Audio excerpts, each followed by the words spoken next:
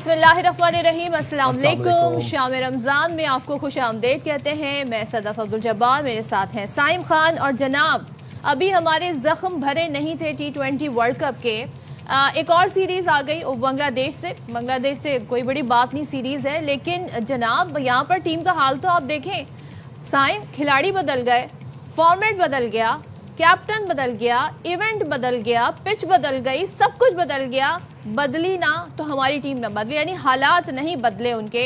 वो खिलाड़ी जो ये कहते थे जी हमें क्यों नहीं मौका मिलता, यहाँ पर इन्हें भी मौका मिला, लेकिन इसके बाद आपकी परफॉर्मेंस कहाँ है? बांग्लादेश के खिलाफ इस वक्त जो हमारा स्कोर हमने बना चुके हैं, हम आपको बता देते हैं कि 3 मैचेस की सीरीज़ है। पहला आज का मैच था, मायूस तरीन कारकर्दगी शाहीनों ने दिखाई। पूरी टीम सिर्फ 114 रन पर ढेर हो गई। अब साहबजादा फरहान, मां सदाकत ने मिलकर 41 रन बनाए, वरना मां सदाकत के आई गेस 18 हैं, साहबजादा फरहान के 27 हैं। और उसके बाद जैसे जैसे बैटर्स आते गए, एक के बाद एक खिलाड़ी आउट होता गया। इसने हमारे बैटर्स के तोते उड़ा दिए। नाहीद राना ने मुकम्मल तौर पर जो टॉप ऑर्डर था उसको उड़ा के रख दिया, और हमारे बैटर्स को फिर आपको तो पता है कि जब पहले 2 जाते हैं उसके बाद फिर टुक टुक टुक करके सारे पेविलियन चले जाते हैं, प्रेशर ही नहीं हैंडल कर पाते। अच्छा, प्रेशर क्या मतलब? बंदा पूछे तो इंग्लैंड की टीम है या भारत की टीम है, इससे किस बात का प्रेशर? ये कोई आईसीसी का इवेंट हो रहा है जिसमें वर्ल्ड कप हो रहा है, ये तो बायलैटरल सीरीज है। 69 रन पर आधी टीम पवेलियन में। आप ये देखें कि शामिल हुसैन 4, सलमान अली आगा 5, हुसैन तलत फिर से 4, शाहीन अफरीदी 4, अब्दुल समद और मोहम्मद वसीम कोई रन बनाए बगैर आउट हो गए। ये इनकी कारकर्दगी है। पिट पिट के ये इन लोगों का भरकस बना दिया इनको मार मार के बांग्लादेश ने। मतलब मुझे तो बड़ी एम्बैरेसमेंट, सेकंड हैंड एम्बैरेसमेंट मुझे हो रही है। और नाहिद राना ने 24 रन देकर 5 विकेट हासिल की। एक आपको हम याद दिलाते रहते हैं अक्सर बेशतर कि हॉकी हमारा गोल्डन एरा हमने हॉकी में देखा है, लेकिन हॉकी में जो हालात हुए, जिस तरह से फिर हालात बने, हारते गए, टीम जैसी बनती गई। आज कोई बच्चा, खास तौर पे यंग जनरेशन, हॉकी को नहीं जानती है। यही हाल कहीं क्रिकेट का ना हो जाए।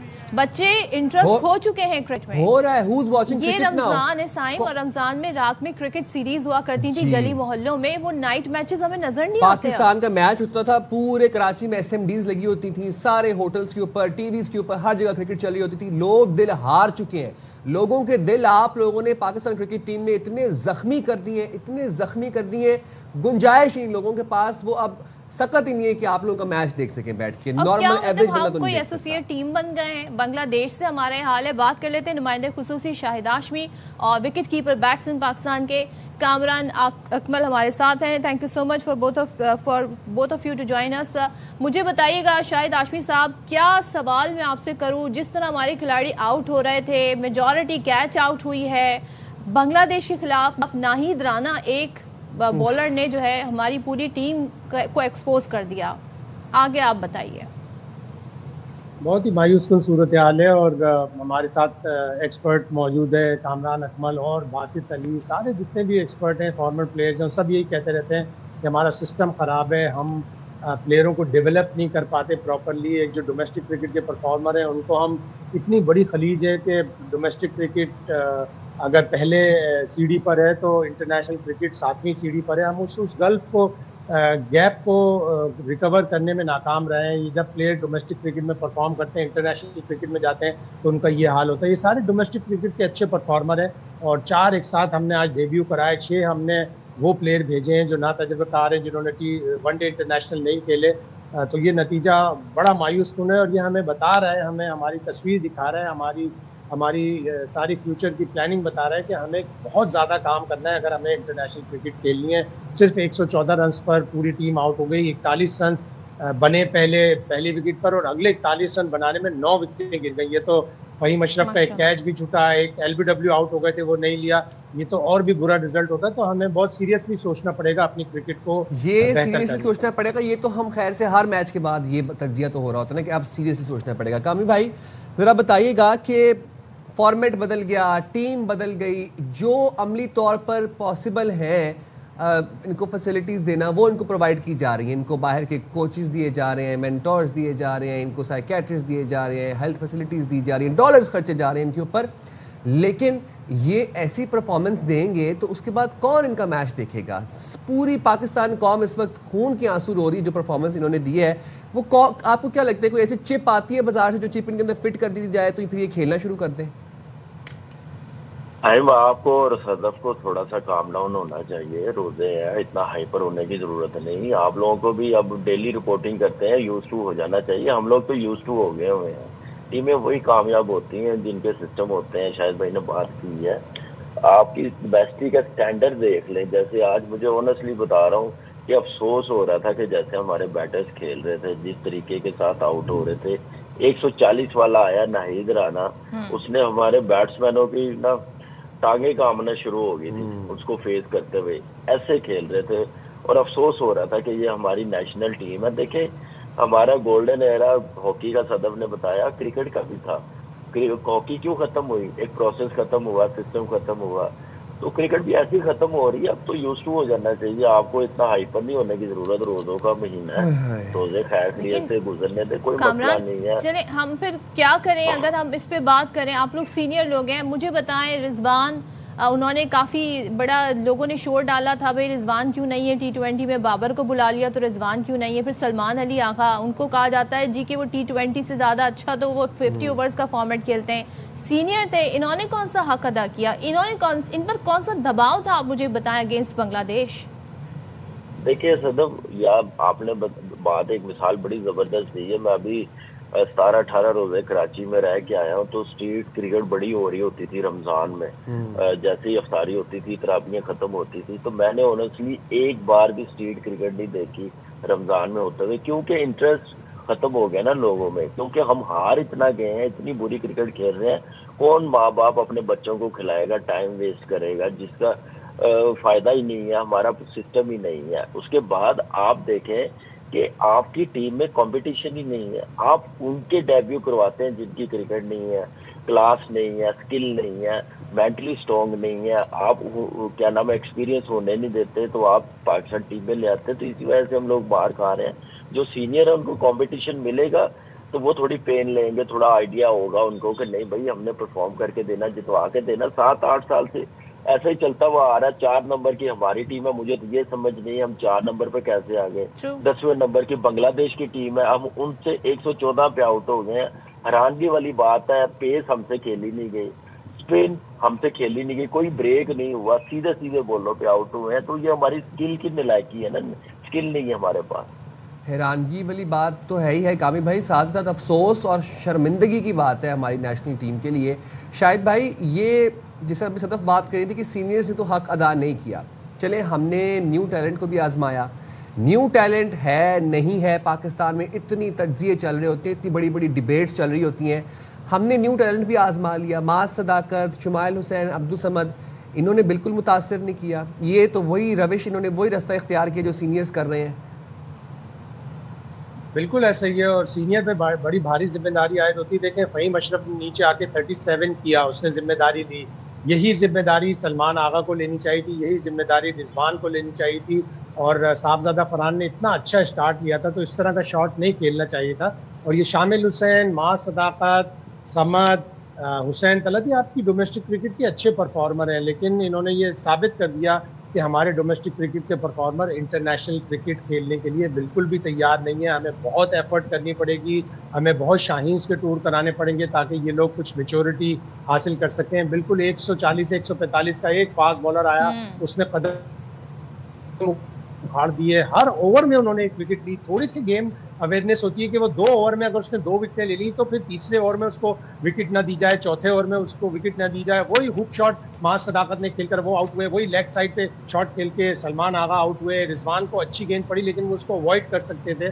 لیکن ہماری کرکٹ کا اسٹینڈرڈ واقعی بہت ہی مایوس کن ہے, اور اس مایوسی کی ظاہر ہے اب ہمارے پاس کوئی جواب نہیں ہے. کوئی کس طرح, نہ تو کوئی سوال کر سکتے ہیں پراپرلی, نہ ہی کوئی جواب دے سکتے ہیں کہ یہ اتنی مایوس کن کارکردگی. تو کامران آپ سے میں پوچھنا چاہوں گی, کیا بہت جلدی ہم نے معاذ صداقت کو, شمائل کو, حسین طلعت کو اس انٹرنیشنل کرکٹ میں اس طرح ہم نے بڑی ذمہ داریاں دے دی؟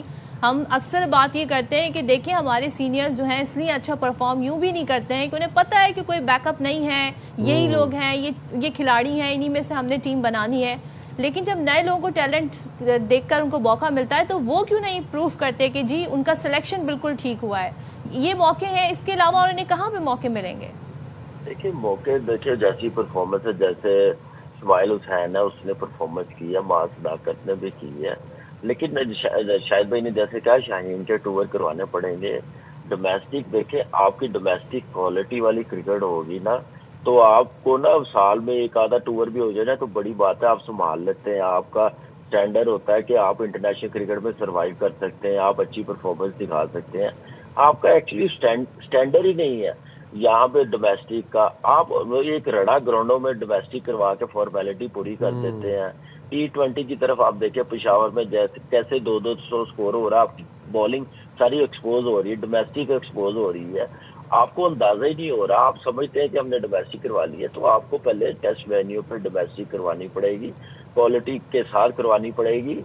ये एक जो जिस तरीके के साथ, जिस माइंडसेट के साथ, जिस सिस्टम के साथ डोमेस्टिक करवा रहे हैं, इससे आपको और ज्यादा वर्स्ट फेज देखना पड़ेगा।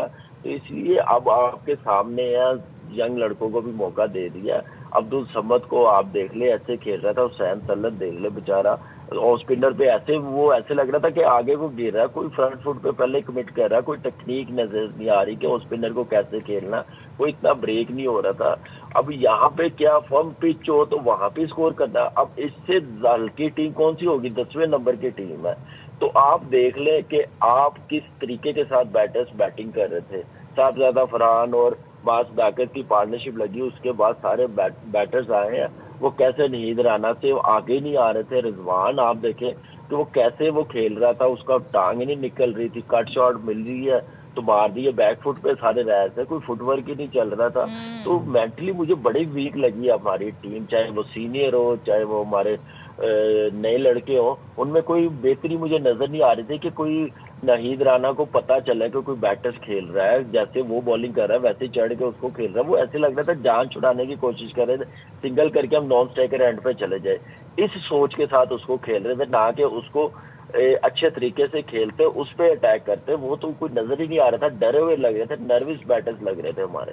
हाय हाय, उल्टी हो गई सब तदबीरें। कामरान भाई अब ये बताएं कि अगले इंटरनेशनल इवेंट के लिए या अगले वर्ल्ड कप के लिए क्या वैसे ऑप्शंस रह गई हैं हमारे पास, क्या अब क्या ही हाल है, क्या स्ट्रेटेजी है? साइम आप सबसे पहले देखिए, आपका 27 वर्ल्ड कप साउथ अफ्रीका और नमीबिया में, जिम्बाब्वे यहाँ पे है, 50 ओवर का T20 वर्ल्ड कप आपका ऑस्ट्रेलिया न्यूजीलैंड में है। यहाँ पे बांग्लादेश की कंडीशन में नाहिद राना 140 वाला, उसने आपके बैटर्स को नींदें हराम कर दी, आपकी टांगे कांप रही हैं उसको सरवाइव करने के लिए। तो अब पाकिस्तान क्रिकेट बोर्ड ने, सिलेक्शन कमेटी ने ये देखना है कि वो उस इवेंट के लिए हमने लड़के कौन से तैयार करने हैं, कैसी डोमेस्टिक करवानी है, किस तरीके के साथ करवानी है। हमें पिचेस का स्टैंडर्ड बेहतर करना पड़ेगा, टेस्ट वेन्यू पे डोमेस्टिक करवानी पड़ेगी, और क्वालिटी क्रिकेट, क्वांटिटी बहुत होगी या प्लेयर्स आपको वैसे नहीं मिल रहे, क्वालिटी क्रिकेट करवाए जिससे आपको प्लेयर्स मिले। 2 इवेंट के लिए तैयार करने हैं, और खुदाया मेरी फिर अर्ज है कि आप पर्सनल ना होए, आप लेके चले, जो डिजर्व करता है उसको लेके चले, लाइकिंग डिसलाइकिंग पे ना टीम बनाए। ये तो ठीक है शाहिद साहब, अब 50 ओवर्स का फॉर्मेट है, आराम से रन बना सकते हैं। अभी बांग्लादेश की 36 रन हुए हैं, 27 पे एक विकेट गिर गई थी, इस वक्त टोटल 36 बनाए हुए, आराम से 79 रन बनाने उन्होंने 46 ओवर्स में, कोई बड़ी बात नहीं है। हमने जो परफॉर्मेंस दी है शाहिद साहब, अब क्या उम्मीद रखें, अब कौन सी टीम बना लें, क्या किसको सेलेक्ट कर लें और किसको मौके फराहम कर लें? मुझे नहीं लगता कि जो बड़ी सर्जरी की बात की जा रही थी, बड़े ऑपरेशन की बात की जा रही थी, वो भी कहीं होता हुआ नजर आ रहा है। यहाँ तो पूरी की पूरी टीम ऐसे ही नजर आ रही है हमें। नहीं, बड़ा बोल्ड स्टेप लिया था कि 6 नए खिलाड़ी भेज कर देखते हैं। बांग्लादेश रिलेटिवली आसान हरीफ है, हमने जो 39 मैच खेले उसमें हमने 34 जीते हुए हैं, पहले 32 में तो हम सिर्फ एक ही मैच हारे थे। तो हमने सोचा, क्रिकेट बोर्ड ने एक बोल्ड डिसीजन किया, नए खिलाड़ी भेजकर देख 27 के वर्ल्ड कप के लिए, लेकिन आगे के 2 मैचों के बाद आपको ये फैसला करना पड़ेगा कि मेल भी नहीं है अगला वर्ल्ड कप, और वो जगह। ठीक है शाहिद भाई, आपकी आवाज़ हम थोड़ा इशू कर रही है, हम ज़रा रिकनेक्ट करते हैं। तो कामिल भाई, ये कैसा बोल्ड डिसीजन था, ऐसा बोल्ड डिसीजन था कि जो हम पे फायर बैक कर गया, मुंह पे आके सीधा मुंह की खाई हमने। एक नाहिद राना हमें पूरी टीम को उड़ा रख दिया उसने, ये कैसे बोल्ड डिसीजंस है?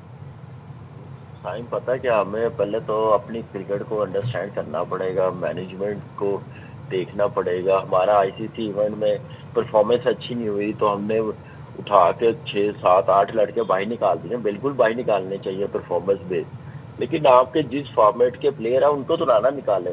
آپ جس فارمیٹ کے پلیئر نہیں ہے اس میں آپ زبردستی فٹ کرنے کی کوشش کر رہے ہیں تو ایسے پہ کرکٹ نہیں نہ چلے گی. ہم آپ کو کہہ رہے ہیں کہ بابر 4 پہ نہیں کھیلے گا, وہ نہیں کھیل سکا. اب اینڈ آف دا ڈے وہ ڈراپ ہو گیا. آپ نے اس کو ون ڈے سے بھی باہر کر دیا. سائم ایوب کی پرفارمنس اچھی نہیں تھی T20 کرکٹ میں, آپ نے دیکھا اس کی ون ڈے میں اچھی ہو, اپنے ون ڈے سے بھی ڈراپ کر دیا. تو یہ چیزیں ہمیں دیکھنی پڑیں گی. ایسے کرکٹ نہیں چلائی جاتی. جس فارمیٹ میں فارم ہے پرفارمنس ہے آپ اس میں کھلائیں. زبردستی دوسری کرکٹ میں فٹ کرنے جائیں گے تو پھر ایسے نتائج آپ کو تو دیکھنے پڑیں گے اور ایسی لڑکے آپ کو ڈراپ ہوتے ہوئے نظر آئیں گے. تو اس لیے مجھے لگتا ہے کہ آپ ضرور کھلائیں نئے لڑکے, ہمارا کام ہے. لیکن آپ 4 4 5 5 نئے لڑکے لے کے جائیں گے, 6 6 لڑکے, تو پھر ایسے ٹیم نہیں بنتی, نہ پلیئرز بنتے ہیں. آپ 1 1 2 2 کر کے موقع دیں, بنائیں, بیک اپ پلیئرز تیار کریں تو آپ کا سسٹم بھی بنے گا, پلیئر بھی بنے گے اور ٹیم میں بھی پرفارمنس نظر آئے گی. تو آپ نے غلطی سب سے پہلے سائم اور بابر کو جو ڈراپ کیا مجھے لگ رہا ہے کہ یہ نہیں ہونا چاہیے تھا. سائم اور بابر کو جو ڈراپ کیا ہے, شاہد صاحب آپ اس پہ کامنٹ کر دیجئے گا, یہ کیا غلطی تھی؟ اور ایک ساتھ اتنے سارے نئے لوگوں کو موقع دینا, یہ بھی بولڈ ڈیسیجن جو ہے یہ ہمارے اگینسٹ چلا گیا ہے. تو آپ اگری کرتے ہیں کامران سے؟ بالکل 100% اگری کرتا ہوں کامران سے کہ ہمیں اتنے سارے کھلاڑی ایک ساتھ نہیں بھیجنے چاہیے تھے. ہم 3 سے 4 نئے کھلاڑی بھیجتے ہیں اس لیے کہ ٹاپ آرڈر آپ کا بالکل نیا ہو گیا اور ٹاپ آرڈر ہی آپ کو پرابلم کرتا ہے. فرحان, معاذ صداقت اور شامل حسین, تو یہ تینوں ٹاپ آرڈر میں, ایک اس ٹاپ آرڈر میں اگر پراپر پلیئر ہوتا, بابر اعظم ہوتا, تو وہ ایکسپیرینس کے ساتھ آپ کو لے کر چلتا. اور آپ 6 6 7 7 پلیئر بھیج کے ٹیم کی تشکیل 9 نہیں کرتے, آپ سینئر اور جونیئر کے کمبینیشن کے ساتھ تشکیلیں 9 کرتے ہیں. ایفرٹ نظر آئی ہے پی سی بی کی, میچز بھی بڑھے ہیں, سب کچھ ہوا ہے, لیکن کوالٹی بڑھانی پڑے گی اور وائز ڈیسیشن لینے پڑیں گے. گیم اویئرنیس پلیئروں کی بڑھانی پڑے گی. ہم پچھلے 1.5 2 سال سے کہہ رہے ہیں کہ جتنا فیلڈ میں کام کی ضرورت ہے اتنا کلاس روم میں بھی پلیئروں کو پڑھانے کی, گیم اویئرنیس کی, کہ اس پوزیشن میں کیا کرنا ہے. ایک بالر اگر 2 وکٹیں لے رہا ہے تو اس کو پھر وکٹ نہیں دینی. یہ گیم اویئرنیس بھی سکھانی پڑے گی کلاس روم میں, اکیڈمیز میں. ماشاءاللہ, تھینک یو سو مچ شاہد ہاشمی, کامران اکمل. تو میں اس بات پہ کیا کہوں کہ ان پلیئرز کی گیم اویئرنیس بڑھانی پڑے گی جن کی they have this only job کہ انہوں نے کرکٹ کھیلنی ہے پاکستان کے لیے اور صبح شام یہ اس کی پریکٹس کرتے ہیں. Only one job they had, وہ بھی نہیں پوری کر سکے. اور ہم مجھے اس لگ رہا ہے جب ہم بات کریں نا کہ ہم پلے گروپ کے یا KG1 کے بچوں کی بات کر رہے ہیں کہ جن کو ایک ایک چیز بالکل بیسک شروع سے آپ کو بتانی پڑے گی. گیم اویئرنیس کیا ہوتی ہے بیٹا, ماڈرن ڈے کرکٹ کیا ہوتی ہے بیٹا, انٹرنیشنل کرکٹ کیا ہوتی ہے. اتنے میچز کھیل لیے انہوں نے, سینئر پلیئرز ہیں, جونیئر پلیئرز ہیں, فیوژن کھلا رہے ہیں. کچھ رہ گیا ہے, مجھے اب 11 جنوں کی ٹیم بنا دینی چاہیے. 4 نمبر کی ٹیم, اس کا حال کیا ہے 10ویں نمبر کی ٹیم کے اگینسٹ؟ تو بس اب اس پہ کیا ہی بات کریں. کامران صحیح کہہ رہے تھے کہ آپ لوگ کیوں اتنا غصہ کر رہے ہیں, اب یوزڈ ہو جائیں, بٹ کیا کریں اگر نہیں ہے شور مچائیں اس بات پہ. اچھا جی, کچھ اپڈیٹس ہیں؟ بالکل اپڈیٹ ہے ہمارے پاس, اور وہ یہ ہے کہ آپریشن غضب للحق وزیر اطلاعات عطا اللہ تارڑ نے ٹویٹ کی ہے اور انہوں نے کہا کہ افغان طالبان رجیم کے 641 کارندے جہنم واصل اور 855 سے زائد زخمی ہو چکے ہیں. افغان طالبان کی اب تک 243 پوسٹیں تباہ اور 42 پر قبضہ کیا گیا. افغان طالبان رجیم کے 219 ٹینک اور مسلح گاڑیاں تباہ کر دی گئیں. افغانستان میں 65 مقامات پر فضائی کارروائیوں میں اہداف کو نشانہ بنایا گیا. تو یہ آپریشنل ڈیٹیلز ہیں جو کہ وزیر اطلاعات عطا اللہ تارڑ نے ٹویٹ کے ذریعے بتائی ہیں آپریشن غضب للحق کے بارے میں. تو افغان طالبان رجیم کے 641 کارندے ہلاک اور 855 سے زائد زخمی ہوئے اور 219 ٹینک اور مسلح گاڑیاں تباہ کی گئیں, 243 پوسٹیں تباہ کی گئیں. چلیے یہاں پر لیتے ہیں شارٹ بریک اور شارٹ بریک کے بعد واپس آتے ہیں. ویلکم بیک جناب. اور آپ کو پتہ ہے کہ ہر روز اپڈیٹس اتنی زیادہ ہو جاتی ہیں, پلک جھپکتے ہیں تو میزائلز گر رہے ہوتے ہیں لیفٹ رائٹ. مشرق وسطیٰ کی میں بات کروں, کشیدگی بڑھتی چلی جا رہی ہے. امریکہ اور اسرائیل کے ایران پر حملے جاری ہیں. تسنیم نیوز کے مطابق وسطی شہر امریکہ پر امریکی اسرائیلی حملے میں 9 افراد شہید ہوئے. تو امریکہ اور اسرائیل جو ایران پر مشترکہ حملے کر رہے ہیں اس میں ابھی تک ایران کے وسطی شہر میں 9 افراد شہید ہوئے. شہداء میں پاسداران انقلاب کے سید ابراہیم موسیان بھی شامل ہیں. اسرائیلی فوج نے مغربی ایران میں حملہ کر کے ایرانی فوجیوں کو شہید کرنے کا دعویٰ بھی کیا ہے. اچھا جی، اب الجزیرہ کیا رپورٹ کر رہا ہے وہ بتا دیتے ہیں کہ رات بھر جنگی طیاروں نے نچلی پرواز کرتے ہوئے تہران پر بمباری کی، جس سے کئی شہر لرز اٹھے۔ مہرآباد ایئرپورٹ کے قریبی دھماکوں سے آگ بھڑک اٹھی۔ تہران میں بجلی کا جو نظام ہے اس کو نقصان پہنچا، علاقوں میں بجلی بند ہے۔ اصفہان پر اور کرچ پر بھی شہروں پر حملے ہوئے۔ اچھا، تہران میں CNN کی جو رپورٹنگ ٹیم ہے اسرائیلی اور امریکی حملے میں وہ بال بال بچی۔ آپ کو ایک چیز بتائیں کہ دیکھیں ایران میں جو رپورٹنگ ٹیم ہے نا CNN کی، انٹرنیشنل میڈیا کی، وہ بڑے کھلے طریقے سے وہاں سے رپورٹنگ کر رہے ہیں، لیکن یہی ٹیمیں جب اسرائیل پہنچتی ہیں تو یہ وہاں سے خود کھڑے ہو کے رپورٹرز اور اینکرز بتا رہے ہوتے ہیں کہ ہمیں الاؤ نہیں ہے گورنمنٹ کی طرف سے کہ ہم یہاں کا کوئی نقصان دکھا سکیں۔ اچھا، جب ایران میں جب یہ لوگ رپورٹنگ کر رہے تھے CNN والے، تو عملہ دھماکے سے بال بال بچا، وہاں سے بھاگ کر جان بچائی۔ اس دوران دھماکے کی آواز بھی سنی گئی۔ اچھا جی، ٹیم نے امریکہ اسرائیل کے رہائشی علاقوں پر بمباری کی تصدیق بھی کی ہے، اور CNN رپورٹ کے دوران طیاروں کی مسلسل پروازوں کی آواز سنائی دیتی رہی۔ اسی طریقے سے ہم دیکھ رہے ہیں کہ یہ سلسلہ جاری رہا۔ اچھا، پاسداران انقلاب کی جانب سے زبردست طریقے سے فائٹ بیک جاری ہے اور اسرائیل پر جوابی وار ہو رہے ہیں۔ آپریشن وعدہ صادق 4 کے تحت نئی لہر میں 1 ٹن وار ہیڈ کے ساتھ القدر میزائل داغے گئے، اور ایک میزائل پر جیفری ایپسٹین کا تو آپ سب کو پتا ہوگا، ایپسٹین جزیرے کے جو متاثرین ہیں ان کی یاد میں عبارت درج کی گئی تھی، ان کے نام آپ دیکھ سکتے ہیں اس کتنی کمال یہ بات ہے کہ وہ جو ایپسٹین آئلینڈ کے متاثرین جو بچیاں معصوم تھے، ان کے ساتھ سولیڈیرٹی کا اظہار کر بھی ایران نے کیا اور کھل کے کیا، اور اپنے میزائل پہ ایک عبارت لکھی ان کے حق میں، اور پھر پھینکی اسرائیل کی طرف داغا وہ میزائلوں سے تل ابیب کے مرکز کو نشانہ بنایا گیا۔ بن گورین ایئرپورٹ پر میزائلوں کی بارش کی گئی، متعدد میزائل ایئرپورٹ پر گرنے سے ہوائی اڈے کو نقصان پہنچا۔ اچھا، یہ حملہ اس وقت ہوا جب لوگ ملک چھوڑ کر بھاگنے کی کوشش کر رہے تھے اسرائیل سے، تو اسرائیل کے علاقے بیر یعقوب پر خیبر شکن میزائلوں سے حملہ کیا گیا۔ ڈیفنس فورسز کا یہ کہنا ہے کہ ایرانی حملوں میں 24 گھنٹوں میں 29 افراد زخمی ہوئے۔ اچھا، ادھر لبنان سے بھی حزب اللہ نے میزائل داغے اور اسرائیلی فوج کا کمیونیکیشن سسٹم تباہ کر دیا۔ تو ایران اور اسرائیل اور امریکہ کا تو چل ہی رہا ہے، ساتھ ہی ساتھ اسرائیل اور لبنان کا بھی چل رہا ہے، کیونکہ لبنان سے حزب اللہ جو ہے وہ اسرائیل کے اوپر حملے کر رہا ہے۔ یہ تو جناب ایک سچویشن ہو گئی۔ اب ایران کے ساتھ جو جنگ سے متعلق امریکی صدر کل تک وہ یہ کہتے رہے تھے سائم کہ یہ جنگ ختم ہونے جا رہی ہے، ٹھیک ہے، It will be over very soon۔ ہاں، it will be over very soon, یہ ہمیں ان کی دعویٰ سامنے آئے، لیکن آج جی کہہ رہے ہیں کہ مذاکرات سے تو کبھی انکار ہم دیکھتے ہیں، کبھی کرتے نظر آ رہے ہیں، کبھی تیار ہیں۔ تو فاکس نیوز کو انٹرویو دے رہے تھے، کہتے ہیں جی ایران سے مشروط بات چیت ممکن ہے، بات چیت کی طرف لانا چاہ رہے ہیں، اب چارہ نہیں ہے، کوئی ان کے پاس اب کچھ بچا نہیں ہے، تو کہہ رہے ہیں جی کنڈیشنل ہم بات چیت کے لیے تیار ہے، تہران تو مذاکرات کے لیے بے تاب ہے، جبکہ تہران کی طرف سے یہ ہمیں اسٹیٹمنٹ نہیں آ رہا کہ ہم بے تاب ہیں یا ہم مشروط مذاکرات کے لیے تیار ہیں۔ ڈونلڈ ٹرمپ خود ان کا ورژن بھی دے رہے ہیں۔ اچھا، لیکن نئے سپریم لیڈر پر اعتماد نہیں، یہ بھی کہا ڈونلڈ ٹرمپ نے، اور ایسا لگتا ہے مشتبہ خامنہئی سکون سے نہیں رہ سکیں گے، تو دھمکی ہے۔ اچھا، یہ جو دھمکی انہوں نے آئی ہے، اس دھمکی کا خیر جواب بھی آ گیا ہے، وہ ذرا آپ کو بتائیں گے، بٹ یہاں پہ آپ کو ذرا ایک بڑی انٹرسٹنگ چیز بتا دیں کہ CNN نے دعویٰ یہ کیا ہے کہ ایران نے آبنائے ہورمز میں بارودی سرنگیں بچھانا شروع کر دی ہیں، اور ایران جو ہے وہ ان گنت مائنز بچھا رہا ہے آبنائے ہورمز، اسٹریٹ آف ہورمز میں۔ رپورٹ میں یہ بتایا گیا ہے کہ ایرانی فورسز کے پاس چھوٹی کشتیاں ہیں جو کہ مائن لیئرنگ کر رہی ہیں آبنائے ہورمز میں، اور یہ صلاحیت ایران کے پاس موجود ہے، جبکہ پاسداران انقلاب کے پاس سمندر میں خطرناک سرنگیں بچھانے کی صلاحیت ہے۔ صدر ٹرمپ کا کہنا ہے کہ اسٹریٹ آف ہورمز میں بارودی سرنگیں بچھانے والی 10 کشتیوں اور بحری جہازوں کو تباہ کیا ہے۔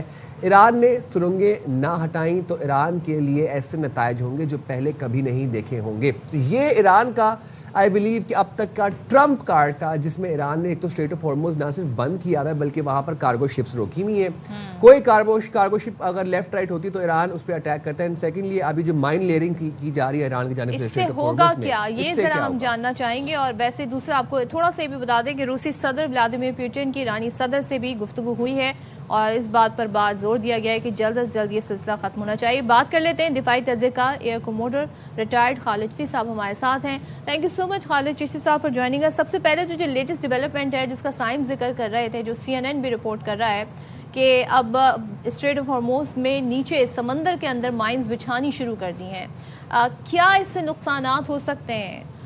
اس کے ظاہر ہم دیکھ رہے ہیں آلریڈی معاشی امپیکٹ ہے کہ جب بلاک کیا اسٹریٹ آف ہارموز کو، لیکن یہ کیا تباہ کاریاں لا سکتا ہے؟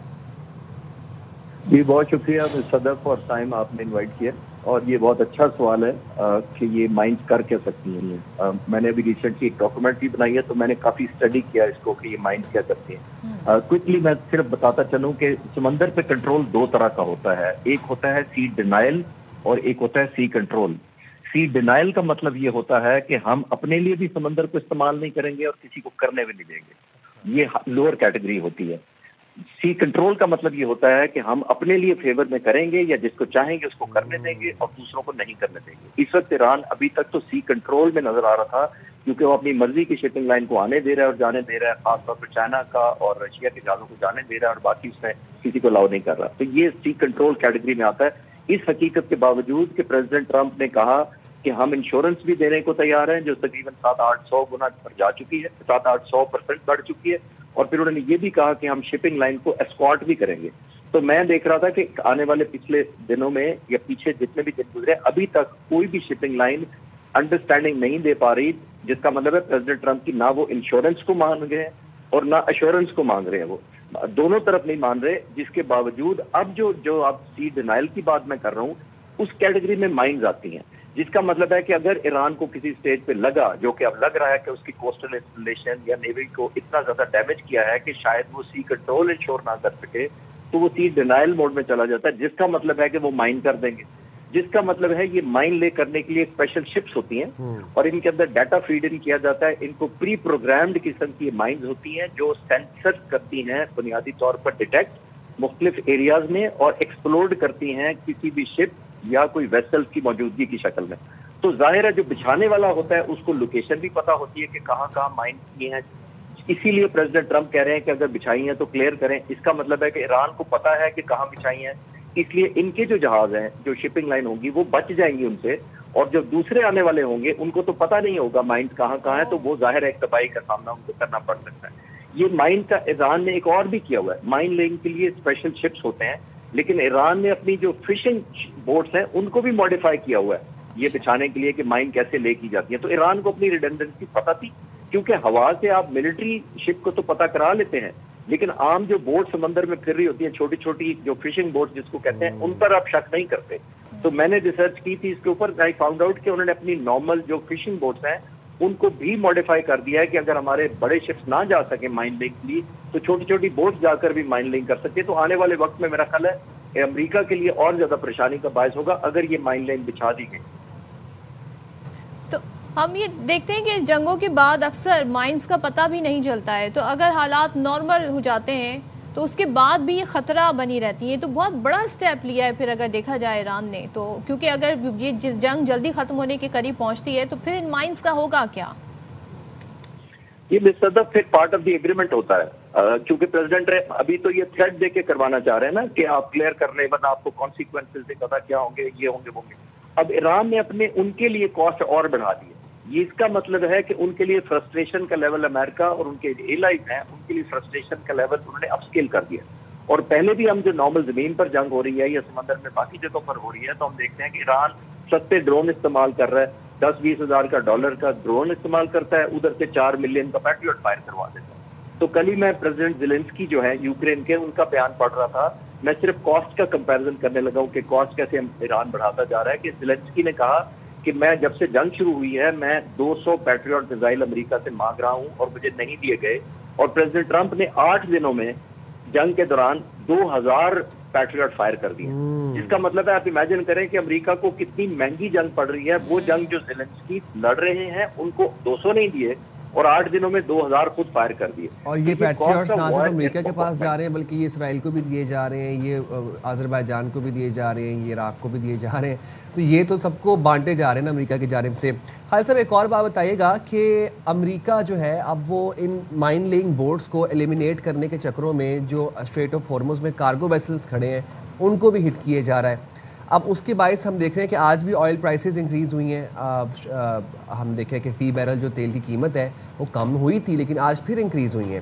تو اگر یہ مائن لینگ بورڈز کو ایلیمینیٹ کرتے کرتے جو باقی کارگو شپس ہیں وہاں پہ ان کو بھی ٹارگٹ کیا جائے گا امریکہ، تو پھر سچویشن تو اب مزید اور ورس ہوگی، اس سے زیادہ ایکسٹریم ہوگی، کنٹرول تو نہیں ہوگی. जी साइम, बिल्कुल आप सही कह रहे हैं। ईरान की तो स्ट्रेटजी बुनियादी तौर पर यही है कि वो चाहते ही यही है कि जाहिर है एक स्ट्रक्चरल जो डैमेज उनको हो रहा है वो तो नेचुरल है, जितनी बमबारी हो रही है उनके इंफ्रास्ट्रक्चर को नेचुरल है, लेकिन हमें ये बात नहीं भूलनी चाहिए कि पिछले 45 सालों से ईरान पर सैंक्शन लगी हुई थी। दुनिया में तीसरे नंबर पर ऑयल रिजर्व होने के बावजूद उनके लोगों को उसका फायदा नहीं होता।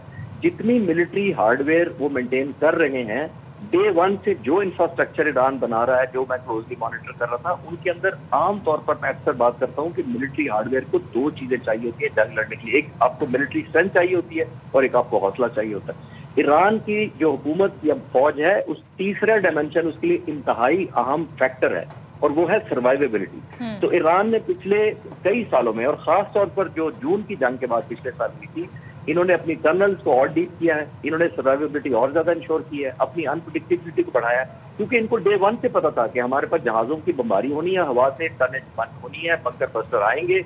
इसीलिए आपने नोट किया कि मैंने जून में भी कहा था कि इनका न्यूक्लियर प्लांट एलिमिनेट नहीं हुआ होगा, क्योंकि बहुत बड़ा इंफ्रास्ट्रक्चर मिनी सिटी उन्होंने अंडरग्राउंड बनाई हुई है। चंद बंकर बस्टर मारने से आप न्यूक्लियर प्लांट को नहीं कह सकते कि बंद कर दिए। इसी तरह इनके बाकी जितने वेयर हाउस और मिसाइल स्टोरेज फैसिलिटीज हैं, सब की सबको इन्होंने सर्वाइवेबिलिटी पॉइंट ऑफ व्यू से बनाया, क्योंकि ईरान की सर्वाइवेबिलिटी होगी तो मिलिट्री की स्ट्रेंथ होगी तो हौसला रहेगा। अच्छा जैशी साहब, हम कल से अब तक ये अंदाजा लगाने की कोशिश कर रहे हैं, बल्कि 3-4 दिन से, कि भाई टारगेट क्या थे, अचीव क्या करना चाहते थे। कभी कहते थे यूरेनियम अफजूदगी जो है, वो साइट्स जो हैं, वो प्रोग्राम जो है उसको ख़त्म करना है। फिर हमने देखा इसी दौरान खामनई शहीद हो गए, तब भी इनका रिजीम चेंज नहीं हुई, टारगेट अचीव नहीं हुआ। अब ये कहते हैं कि जो साइट्स हैं यूरेनियम अफजूदगी की, हम वहाँ उसको कंट्रोल, उस पर कंट्रोल हासिल करने के लिए ज़मीनी फ़ौज उतार रहे हैं। अमेरिका ये कह रहा है। Is it possible for them कि वहाँ पर अपने फुट सोल्जर भेज दें? कैसे मुमकिन हो सकेगा, कर पाएंगे क्या ये? देखिए सदर, पहले तो जिस दिन से जंग लगी, मैं आप कुछ दिनों बाद आपके प्रोग्राम में हाजिर हुआ हूँ कुछ गैप के साथ, तो पहले मैंने बात की होगी मुख्तलिफ चैनल पे। देखिए, मैं डे वन पे कह रहा था जो प्रेसिडेंट ट्रम्प ने पहली तकरीर की थी वही नॉन स्टार्टर थी। दुनिया का सबसे ताकतवर आदमी तकरीर करता है पहले दिन आके कि हमने हमला कर दिया है, उसके बाद उनको बताना चाहिए था ये मेरी स्ट्रैटेजी है और ये मेरे वॉर ऑब्जेक्टिव है, और ये हो जाएंगे तो मैं सीज फायर करूंगा, क्योंकि आप सबसे ताकतवर हैं। आपने खुद कहा कि मेरी मिलिट्री इनविंसिबल है और इनवल्नरेबल है, तो फिर आपने टारगेट अपनी मर्जी के चुनने थे। लेकिन उन्होंने तकरीर में कहा कि हमने हमला कर दिया, ईरान के लोग कब्जा कर लें हुकूमत पर। ये दूसरा रेसिपी थी। कभी आप दुनिया के सबसे ताकतवर शख्स होकर कभी दुश्मन मुल्क के लोगों को अपनी विनिंग रेसिपी में शामिल कर सकते हैं? मैं तो पहले दिन हैरान हुआ था कि आप जिस मुल्क पर बमबारी कर रहे हैं उसी के लोगों से आप जंग जीतने के लिए क्राइटेरिया या रेसिपी मांग रहे हैं। तो ऐसा तो नहीं होता। फिर आपने देखा आने वाले 10 दिनों के अंदर मेरा ख्याल उन्होंने कम से कम 6 दफा स्ट्रैटेजी बदली है, जो बिल्कुल आप सही पॉइंट आउट कर रही थी कि कभी न्यूक्लियर कह रहे थे उनको टारगेट करना है, कभी नेवी एयरफोर्स को करना है, कभी फुट ऑन ग्राउंड करना है, कभी कहते थे कि हमने कुर्द उतार देने हैं तो वो आ जाएंगे, और अब कह रहे हैं कि हमने रेस्क्यू कर लेना सारे का सारा। I think lack of clarity of purpose जंग के अंदर भी यही था, ओवरऑल वॉर ऑब्जेक्टिव भी, और टैक्टिकल लेवल पे भी आई थिंक उनको अभी तक नहीं पता कि वो क्या अचीव करेंगे, तो जिसको वॉर ट्रॉफी कहेंगे। सर, डोनाल्ड ट्रंप कहते हैं, मुझे दामाद जैरेड कुशनर ने कहा था, स्टीव विटकॉफ कहते हैं कि ईरान हम पे पहले हमला करने लगा था तो हमने पहले हमला कर दिया। कल व्हाइट हाउस की जो तर्जुमान है कैरोलिन लेविट, उन्होंने बड़ी इंटरेस्टिंग बात की। वो तो कहती हैं कि president had a feeling that Iran would attack अस। तो प्रेसिडेंट की फीलिंग के ऊपर पूरी वर्ल्ड वॉर 3 टाइप की चीज स्टार्ट करके बैठे हैं डोनाल्ड ट्रंप। आज कहते हैं कि ईरान बेताब है मुज़ाकरात के लिए। डोनाल्ड ट्रंप ये कह रहे हैं, जबकि ईरान नहीं है मुज़ाकरात में। ओह God.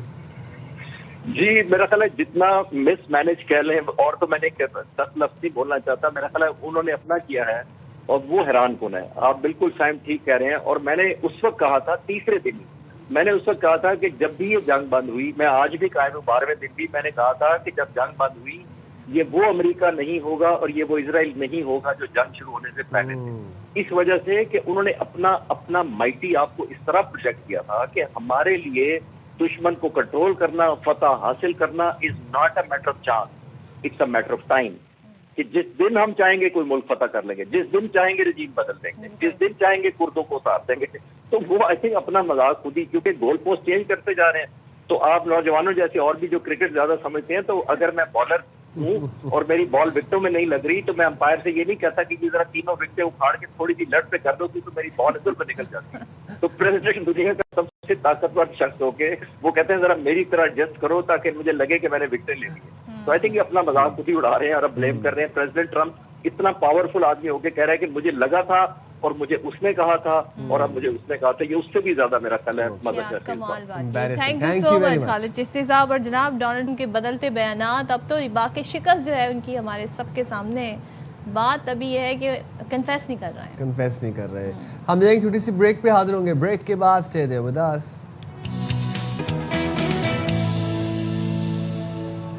Welcome back once again. اور اس سے پہلے ہم بات کر رہے تھے کہ امریکہ, ایران اور اسرائیل والا سچویشن. اب جناب یہ جو GCC کنٹریز پر ایران کی طرف سے جو اٹیک جاری ہیں, کیونکہ وہاں پر امریکی بیسز ہیں, ان پر اٹیک ہو رہا ہے, تو ایران کی جانب سے قطر, کویت, عراق پر حملے جاری ہیں. پاسداران انقلاب نے دعویٰ کیا ہے کہ صرف امریکی اڈوں کو نشانہ بنایا جا رہا ہے. اور آپ یہ کہہ دیں, انہوں نے کہا جی آپ اپنی ان کنٹریز کو کہہ دیں کہ امریکی اڈے استعمال نہ کریں تو پھر ہم اٹیک بھی نہیں کریں گے. کویت میں امریکی فوجی اڈے پر 8 میزائل داغے گئے. بغداد ایئرپورٹ کے قریب امریکی سفارت خانے پر ڈرون حملہ ہوا. ایران نے سعودی عرب کے آئل فیلڈ پر بھی ڈرون مار دیا جناب. اور دبئی ایئرپورٹ کی اگر لوگ, ویسے آئی ہرڈ کے لوگوں کو الاؤ نہیں ہے, بٹ وہاں پر ہم دیکھ رہے ہیں بڑی فوٹیجز آ رہی ہیں سوشل میڈیا پر, تو ایئرپورٹ کے قریب ڈرون گرنے سے 4 افراد زخمی. نہیں, دبئی ایئرپورٹ پہ تو رش لگا ہوا تھا, ایک جمع غفیر تھا لوگوں کا. People wanted to get out of the country. Dubai media office کے مطابق 2 ڈرونز دبئی ایئرپورٹ کے اطراف میں گرے. سعودی وزارت دفاع کا یہ کہنا ہے کہ پرنس سلطان ایئر بیس پر بھی حملے کیے گئے. 7 بیلسٹک میزائلوں کو تباہ کر دیا گیا. بات کرتے ہیں اسی حوالے سے, ہمارے ساتھ موجود ہیں سابق مستقل مندوب اقوام متحدہ اور سابق سفیر مسعود خان صاحب. بہت شکریہ مسعود صاحب, آپ نے وقت نکالا پروگرام کے لیے. سر, سعودی کابینہ نے مشرق وسطیٰ میں ایرانی حملوں کی مذمت کی ہے اور سعودی عرب اپنی سلامتی اور خود مختاری کے تحفظ کے لیے ضروری اقدامات کا حق جو ہے وہ محفوظ رکھتا ہے, ایسا کہنا تھا سعودی عرب کی جانب سے. لیکن سر, ایران اب جب حملے کر رہا ہے GCC ممالک پہ, سعودی, قطر, کویت پہ, تو ایران یہ کہہ رہا ہے کہ میں اٹیک کر رہا ہوں امریکن ملٹری بیسز پہ. تو اس چیز کو کنڈیم کیا جا رہا ہے پوری دنیا کے اندر. لیکن اگر انہی ملٹری بیسز سے ایران کے اوپر حملہ کیا جائے گا تو پھر امریکہ اور اسرائیل اس کو کنڈیم نہیں کریں گے. نہیں, اسے دیکھیے, بات یہ ہے کہ صرف ایران جو ہے امریکی اڈوں کے اوپر یا بیسز کے اوپر حملے نہیں کر رہا, وہ ساتھ ساتھ جو ہے جو ان ممالک میں دوسری جو معاشی تنصیبات ہیں یا انسٹالیشنز ہیں یا اینٹیٹیز ہیں یا گیس اور آئل, یہ جو سویلین ٹارگٹس ہیں ان کے اوپر بھی اس کے حملے جاری ہیں. یہ اس کی حکمت عملی کا ایک حصہ ہے. اس نے ان ممالک کو یہ کہا ہے کہ وہ ان کو کہیں کہ ان کی فضا یا ان کی جو ساورن ٹیریٹری ہے وہ ایران کے اوپر حملوں کے لیے استعمال نہ کریں. مطلب یہ پیغام انہوں نے کہا ہے کہ امریکہ کو دیں اور اسرائیل کو دیں. اسرائیل اور امریکہ ایسا نہیں کر سکتے, امریکہ بالخصوص نہیں کر سکتا, کیونکہ برسا برس سے اس کے یہ جو اڈے ہیں یا اس کے بیسز ہیں وہ یہاں موجود رہی ہیں اور ان کا حتمی مقصد یہی تھا کہ ایران کو نشانہ بنایا جائے. تو اس وجہ سے جو بیانات تو آ رہے ہیں خلیجی ریاستوں کی وجہ کی طرف سے, لیکن یہ ہے کہ وہ کوئی عملی قدم نہیں اٹھائیں گے کیونکہ ان کا کوئی بھی عسکری جواب جو ہے وہ کوئی معنی نہیں رکھتا. جو جس طاقت کے ساتھ امریکہ اور اسرائیل حملے کر رہے ہیں اس میں وہ کوئی زیادہ اضافہ نہیں کر سکتے. یعنی ایک طریقے سے یہ جو امریکی اور اسرائیلی حملے ہیں یہ ان تمام خلیجی ریاستوں کا دفاع کر رہے ہیں. دوسرا یہ ہے کہ جیسا کہ آپ خود کہہ رہے تھے کہ آج جو ابوظہبی میں سب سے زیادہ حملے ہوئے, اب تک جتنے بھی حملے ہوئے ان میں زیادہ تر جو ہے شدید ترین اور زیادہ تر جو حملے ہیں وہ UAE کے اوپر ہوئے ہیں. ہر خلیجی ریاست نے یہ بیان دیا ہے کہ ہم جو ہے مناسب جواب دیں گے. مسعود صاحب, اب ذرا ہمیں بتائیں, اب ایک طرف ڈونلڈ ٹرمپ کہہ رہے ہیں جی مذاکرات, مشروط مذاکرات کے لیے تیار ہے, کون یہ کردار ادا کر سکتا ہے؟ دوسرے یہ اب یہ لنڈسے گراہم ہے سینیٹر, وہ یہ کہہ رہے ہیں جی سعودی عرب کیوں نہیں شامل ہو رہا اس جنگ میں. تو اب تو ان کے گول پوسٹ جو ہیں وہی بدلتے جا رہے ہیں. جی بالکل, اور جو لنڈسے گراہم نے بیان دیا ہے وہ بہت ہی ایکسٹریمسٹ قسم کا بیان ہے, اور اس نے حکم دیا ہے جیسے کہ وہ سعودی عرب کا وائسرائے ہو یا حکمران ہو, اور اس کے بعد وہ مطلب اس کی کوئی کیبنٹ پوسٹ بھی نہیں ہے, لیکن اس کے باوجود چونکہ انتہا پسند ہے خود لنڈسے گراہم اور وہ صدر ٹرمپ کا حامی ہے, وہی ان کو اکسا رہا ہے, مشتعل بھی کرتا رہا ہے کہ جاؤ یہ تاریخی موقع ہے, ایران کے اوپر حملہ کرو, تاریخ میں اپنا نام لکھوا دو. اور وہ تقریباً دوسری جنگ عظیم کا ایک سیناریو دہرانا چاہتے ہیں جہاں جاپان کو شکست ہوئی تھی اور اس کو انکنڈیشنل سرنڈر کے لیے کہا گیا تھا تو اس قسم کی لیکسیکون یا اس قسم کے جو ہے جملے وہاں سے آ رہے ہیں.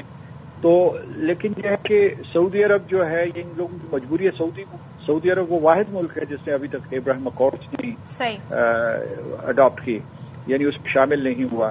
تو یہ ادھر سے مزاحمت جاری ہے، لیکن یہ ہے کہ پورے کے پورے یہ عذاب جو ہے اس میں سب سے زیادہ عذاب جو ہے خلیجی ریاستوں پر ٹوٹا ہے. ٹھیک ہے مسعود صاحب، تھینک یو سو مچ، بہت شکریہ آپ کا. بریک لیتے ہیں، بریک بعد آپ.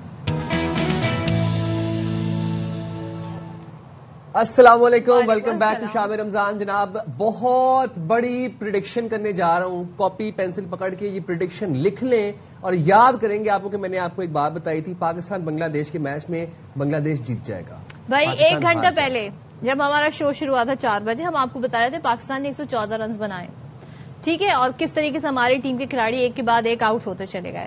ٹارگٹ ملا بنگلہ دیش کو اچیو کرنے کا 115 رنز، لیکن آپ کو اس وقت ہم بتا رہے ہیں 1 گھنٹہ بس مکمل ہوا ہے اور بنگلہ دیش جو ہے یہ میچ اب تقریباً جیت ہی گیا ہے، کیونکہ 2 رن چاہیے تھے، اب برابر ہو گیا، 114 رن ہو گئے ہیں، اب ایک رن اور چاہیے اور بآسانی بنگلہ دیش کون سے اوور میں 15ویں اوور میں یہ میچ بنگلہ دیش نے پورا کمپلیٹ کر لیا. اور جناب یہ شاٹ لگایا اور نہیں، یہ آئی تھنک پرانا شاٹ تھا. میں زیادہ ایکسائٹیڈ ہو گئی بنگلہ دیش 114 رنز میں 2 وکٹوں کا نقصان صرف، اور ہماری پوری ٹیم 114 کے اوپر پیویلین لوٹ گئی. اگلوں کے صرف 2 کھلاڑی آؤٹ ہوئے، 14.6 اس وقت. مطلب آپ یہ سمجھیں کہ 15ویں اوور کے آلموسٹ قریب ہیں ہم لوگ اور یہ میچ جیت گیا بنگلہ دیش. اچھا اتنے ناکام رہے ہمارے کھلاڑی. تنزید حسن نے جی 67 رنز بنائے، اب تک ناٹ آؤٹ ہیں.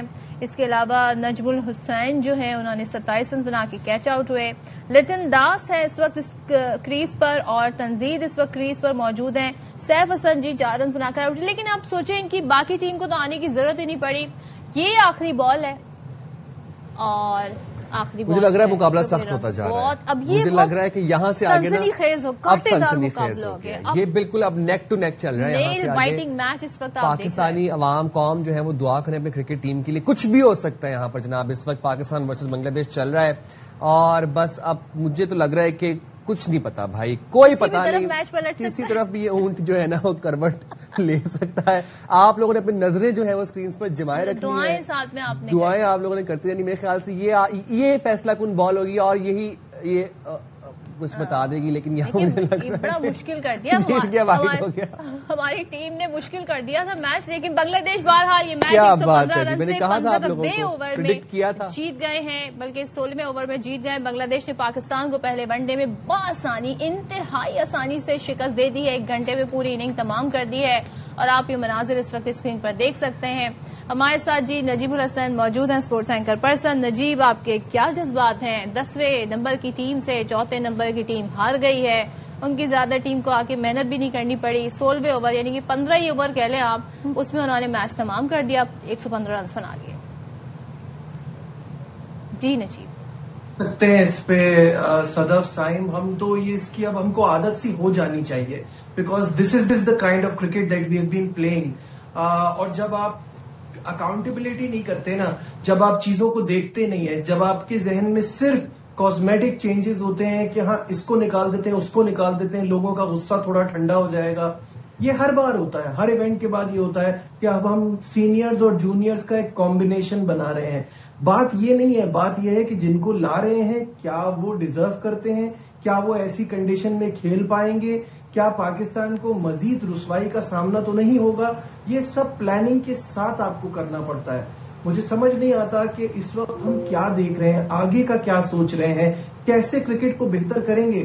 ابھی 1 ہفتہ صحیح سے نہیں گزرا ہے اور آپ کا دیکھیے ورلڈ کپ میں جو آپ کی رسوائی ہوئی ہے اس کے بعد یہ تھا کہ آپ ایک چھوٹی ٹیم کے خلاف کھیل رہے ہیں. لیکن بنگلہ دیش از نیور ایزی، ہمیشہ مشکل ہوتا ہے. آپ کو یاد ہوگا 12 سال پہلے 50 اوور کا تھا نا نجیب، اب آپ ٹک کر کے بھی کھیلتے. 50 اوور کا فارمیٹ ہے نا، یہ T20 ہے، آپ ٹک کر کے کھیلتے، آپ اس سے زیادہ سکور بنا سکتے تھے.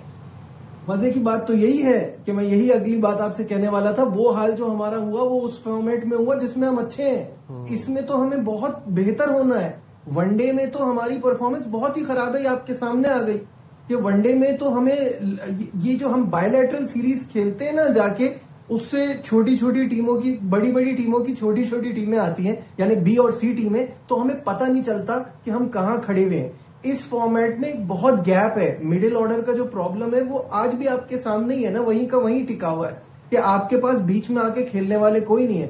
گریٹ ڈس اپوائنٹمنٹ مجھے لگتا تھا رضوان اور آغا جس وقت موجود تھے وہ یہاں فائٹ بیک کریں گے, ایٹ لیسٹ 200 سوا 200 تک لے کے جائیں گے, جو کہ جس طرح سے بنگلہ دیش کھیلا تھا اب تب بھی ہار جاتے. لیکن this is your all time lowest score against بنگلہ دیش.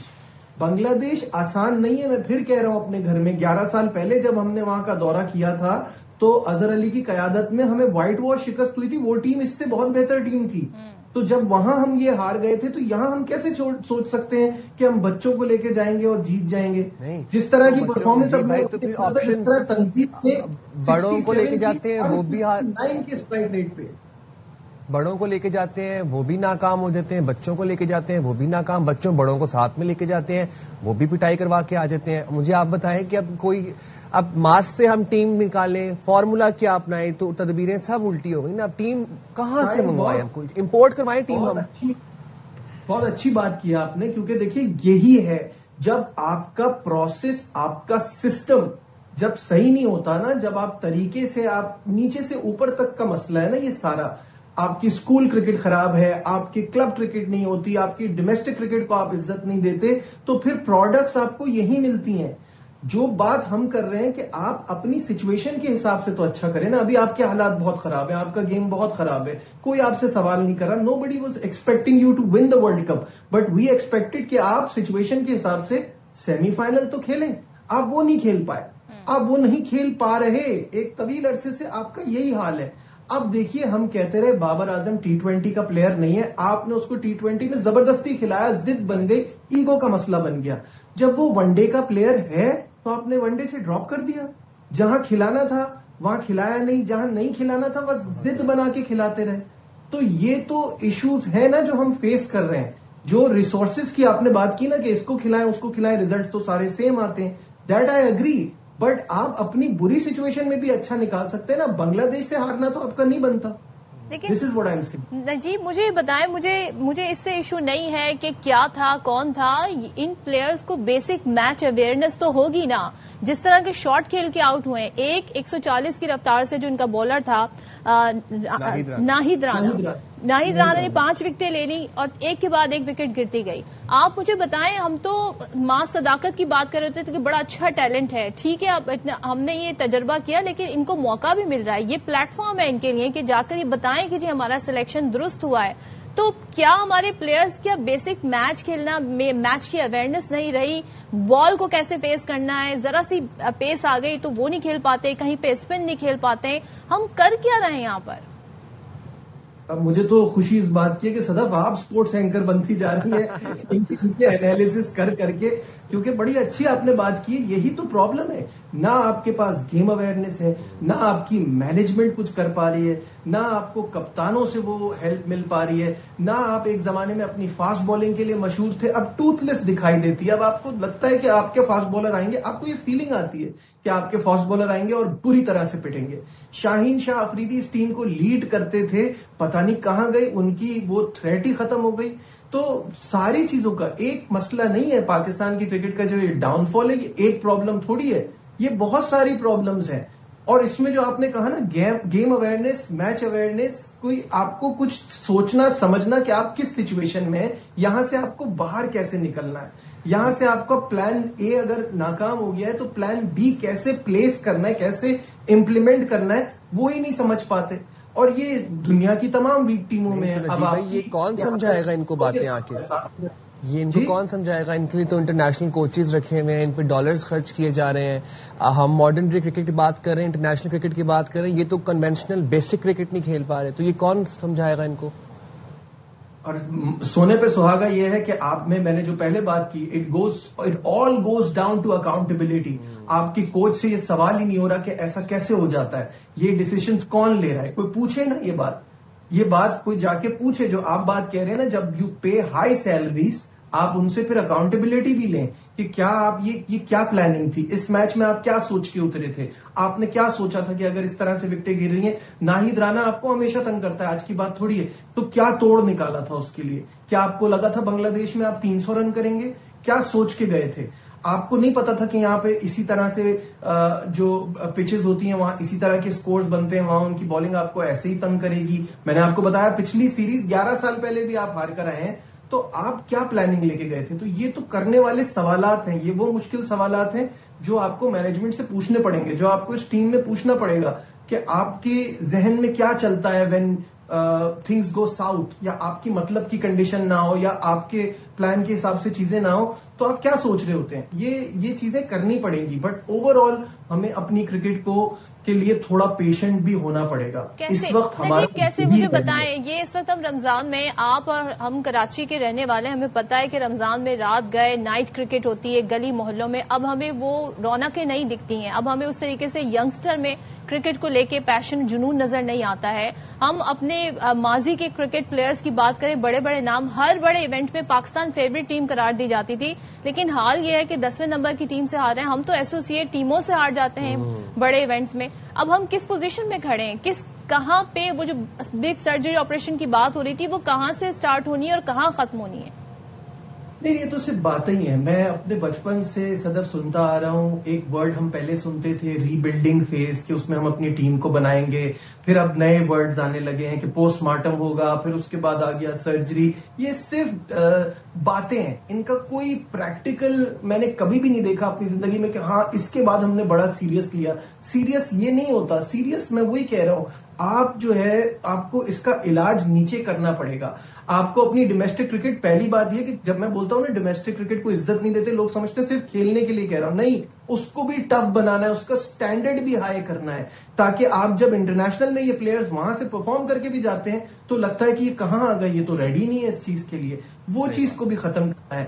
دوسرا, جہاں تک آپ نے بات کی کہ نائٹ کرکٹ اور یہ تو بہت سال گزر گئے, ہاکی کو بھی ہم نے ایسی ہی سوچ لیا. آج آپ نے دیکھا کہ اسپورٹ شاپ پہ جا کے کوئی بچہ ہاکی خرید رہا, تو آپ نے اپنے پرانے کھیلوں کو, اسکواش کہاں گیا, ہاکی کہاں گیا, کہاں ہیں ہم نے جس طرح ان کھیلوں کو تباہ کیا ہے. کرکٹ اتنا کمرشل تھا, اس میں پیسہ تھا, لوگوں کا انٹرسٹ رہتا ہے, تو اب تک چل رہا ہے. ادروائز ہم نے جس طرح سے اپنے دوسرے کھیلوں کا حال کیا ہے, کرکٹ کا بھی وہی حال ہوتا جا رہا ہے. اب آپ مجھے بتائیے, بہت سارے ینگسٹرز ہوں گے اس وقت جن کو یہ نہیں پتا ہوگا کہ پاکستان کی سیریز سٹارٹ ہو گئی, انٹرسٹ لوز کر.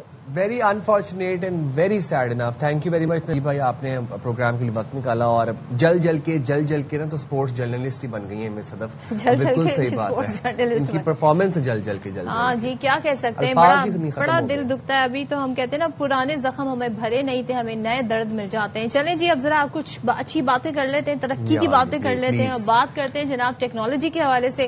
پاکستان میں تیز رفتار 5G انٹرنیٹ کی فراہمی کی جانب ایک اہم پیش رفت سامنے آئی ہے, جہاں تقریباً 600 میگا ہرٹز اسپیکٹرم کی نیلامی مکمل کر لی گئی ہے, اور نیلامی ملک کی بڑی ٹیلی کام کمپنیز نے اربوں روپے کی سرمایہ کاری کرتے ہوئے مستقبل کی ڈیجیٹل ٹیکنالوجی کے لیے اسپیکٹرم حاصل کیا. نیلامی کے بعد اب موبائل کمپنیز کے پاس وہ ڈیجیٹل راستے موجود ہوں گے جن کے ذریعے 5G سگنلز فراہم کیے جائیں. کیا مطلب آپ یہ بتانا چاہ رہے ہیں کہ 5G آ گیا ہے پاکستان میں؟ یقین نہیں آیا آپ کو؟ کیا بات ہے, مجھے واقعی یقین نہیں آ رہا تھا. بہت مشکل ہے, لیکن امیزنگ, بہت امیزنگ ڈیولپمنٹ ہے, آؤٹ اسٹینڈنگ. تو جناب اب ہوگا کیا؟ جی, نیلامی کے دوران 700 میگا ہرٹز بینڈ کے 3 میں سے 2 لاٹس فروخت ہوئے, جو دور دراز علاقوں اور عمارتوں کے اندر بہتر سگنلز فراہم کرنے کے لیے اہم سمجھے جاتے ہیں. واو, مطلب فائنلی اب یہاں پر کراچی میں جہاں پہ میں رہتا ہوں وہاں پر بھی سگنلز آئیں گے, ویڈیو اسٹریمنگ کی سہولیات ہوں گی. چلیں بات کر لیتے ہیں وزیر انفارمیشن ٹیکنالوجی شیزا فاطمہ نے ہمیں جوائن کیا ہے.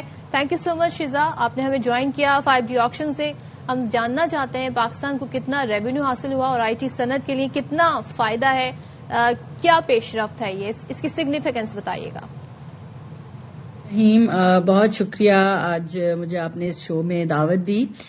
دیکھیں, یقیناً سب سے پہلے تو پورے ملک کے لیے یہ ایک مبارکباد کی بات ہے کہ آج جو ہے ہمارا جس طرح سے ہم انفارچونیٹلی 274 میگا ہرٹز کے اسپیکٹرم پہ پورا ملک آپریٹ کر رہا تھا, اینڈ آپ میرے خیال سے میرے سے ایگری کریں گے کہ جو یوزر ایکسپیرینس ہے انٹرنیٹ کا وہ اتنا کوئی بہترین نہیں رہا. اور اس کی بہت ساری وجوہات رہیں. کچھ ماضی میں انویسٹمنٹس کی وجوہات رہیں, کچھ 2018 کے بعد جس طرح سے ڈالر جو ہے اس کا ریٹ بڑھا, بجلی مہنگی ہوئی, تو ایک سیکٹر ہیلتھ جو ہے, اور اس کے اوپر سے ہمارا جو ایک انٹرنیٹ ہے ملک میں, وہ ریجن میں سب سے سستا انٹرنیٹ ہے, تو سیکٹر ہیلتھ جو ہے وہ انفارچونیٹلی بڑی افیکٹڈ رہی. اور اس میں سب سے کرٹیکل تھا کہ ہمارا اسپیکٹرم سٹاروڈ ہم کنٹری ہیں, ریجن میں ہمارا سب سے کم اسپیکٹرم تھا. اور اسپیکٹرم کی میں ہمیشہ عام فہم, اگر میں ایک انالوجی دوں تو میں یہ دیتی ہوں کہ 2 لینز کی سڑکوں پہ ہم 4 سے 6 لینز کی یا 8 لینز کی گاڑیاں گزارنے کی کوشش کر رہے ہیں. پچھلے 2 سالوں میں 25% اضافہ ہوا پاکستان کی ڈیٹا یوزیج میں. تو اب یہ جو ہم نے الحمدللہ جو 480 میگا ہرٹز ایڈ ہو رہا ہے, آپ اس طرح دیکھیں کہ 1987 سے لے کے آج تک ہم 274 میگا ہرٹز پہ چل رہے ہیں, مزید ایڈ ہوتا گیا آہستہ آہستہ. وزیر اعظم نواز شریف صاحب کی سربراہی میں پاکستان میں 3G 4G آیا, اور آج وزیر اعظم شہباز شریف صاحب کی سربراہی میں ان کے ڈیجیٹل نیشن پاکستان کے ویژن کے مطابق جو ہے وہ پاکستان میں انشاءاللہ 5G متعارف کرایا جائے گا. اب ہماری جو کیومولیٹو اسپیکٹرم اویلیبلٹی ہے وہ 750 کے قریب ہو گئی ہے. ریجن میں ہم ایوریج سے بہت اوپر چلے گئے ہیں, اور الحمدللہ ہماری اب انٹرنیٹ جو ہے اس میں بہتری آئے گی, اور نہ صرف 4G بہتر ہوگا بلکہ مزید لوگوں کو انٹرنیٹ کی ایکسیس بھی حاصل ہوگی, اور 5G بھی پاکستان میں فائنلی بھی آ گیا ہے, اور پاکستان 5G کے دور میں داخل ہے. آلریڈی ایگزسٹنگ 3G ہے وہ 2G کی طرح چلتا ہے, جو 4G ہے وہ 3G کی طرح چلتا ہے. تو اب میں آپ سے جاننا چاہتا ہوں کہ یہ 5G کہیں 4G کی طرح تو نہیں چلے گا, مطلب پراپر 5G کی طرح چلے گا؟ نہیں, اب انشاءاللہ دیکھیں وہ یہی وجہ تھی. بات آپ کی بالکل صحیح ہے, میں اس میں بالکل آپ سے ڈس ایگری نہیں کروں گی, مگر اس کی وجہ یہی تھی کہ جو اسپیکٹرم کی کمی تھی وہ ایک میجر ایشو تھا, اور اس کے حل ہونے سے اب 4G بھی 4G کی طرح چلے گا, اور 5G جو ہے وہ تو انشاءاللہ آئے گا اور بہتر ہوگا. اب جو ہمارا نیکسٹ فوکس ہے وہ فائبرائزیشن پہ ہے. کسی بھی اچھے جو ڈیولپڈ ممالک ہیں ان میں آپ اکانومیز ہیں, ان میں آپ یہ دیکھیں گے کہ زیادہ تر جو انٹرنیٹ یوزیج ہے وہ فائبر نیٹ ورک کے اوپر ہوتا ہے. ہمارا انفارچونیٹلی آلموسٹ 98% ہماری population mobile wireless broadband پہ چلتی ہے. تو پرائم منسٹر صاحب نے جب رائٹ آف وے کے چارجز ختم کیے, اور چاروں صوبوں نے, I am very grateful to all of them the way they also waived off the right of way charges for the optic fibre cable link, تو اس سے یہ ہوگا کہ ہماری جو ایک بزنس فیزیبلٹی ہے فائبرائزیشن کی بہت بہتر ہو گئی ہے.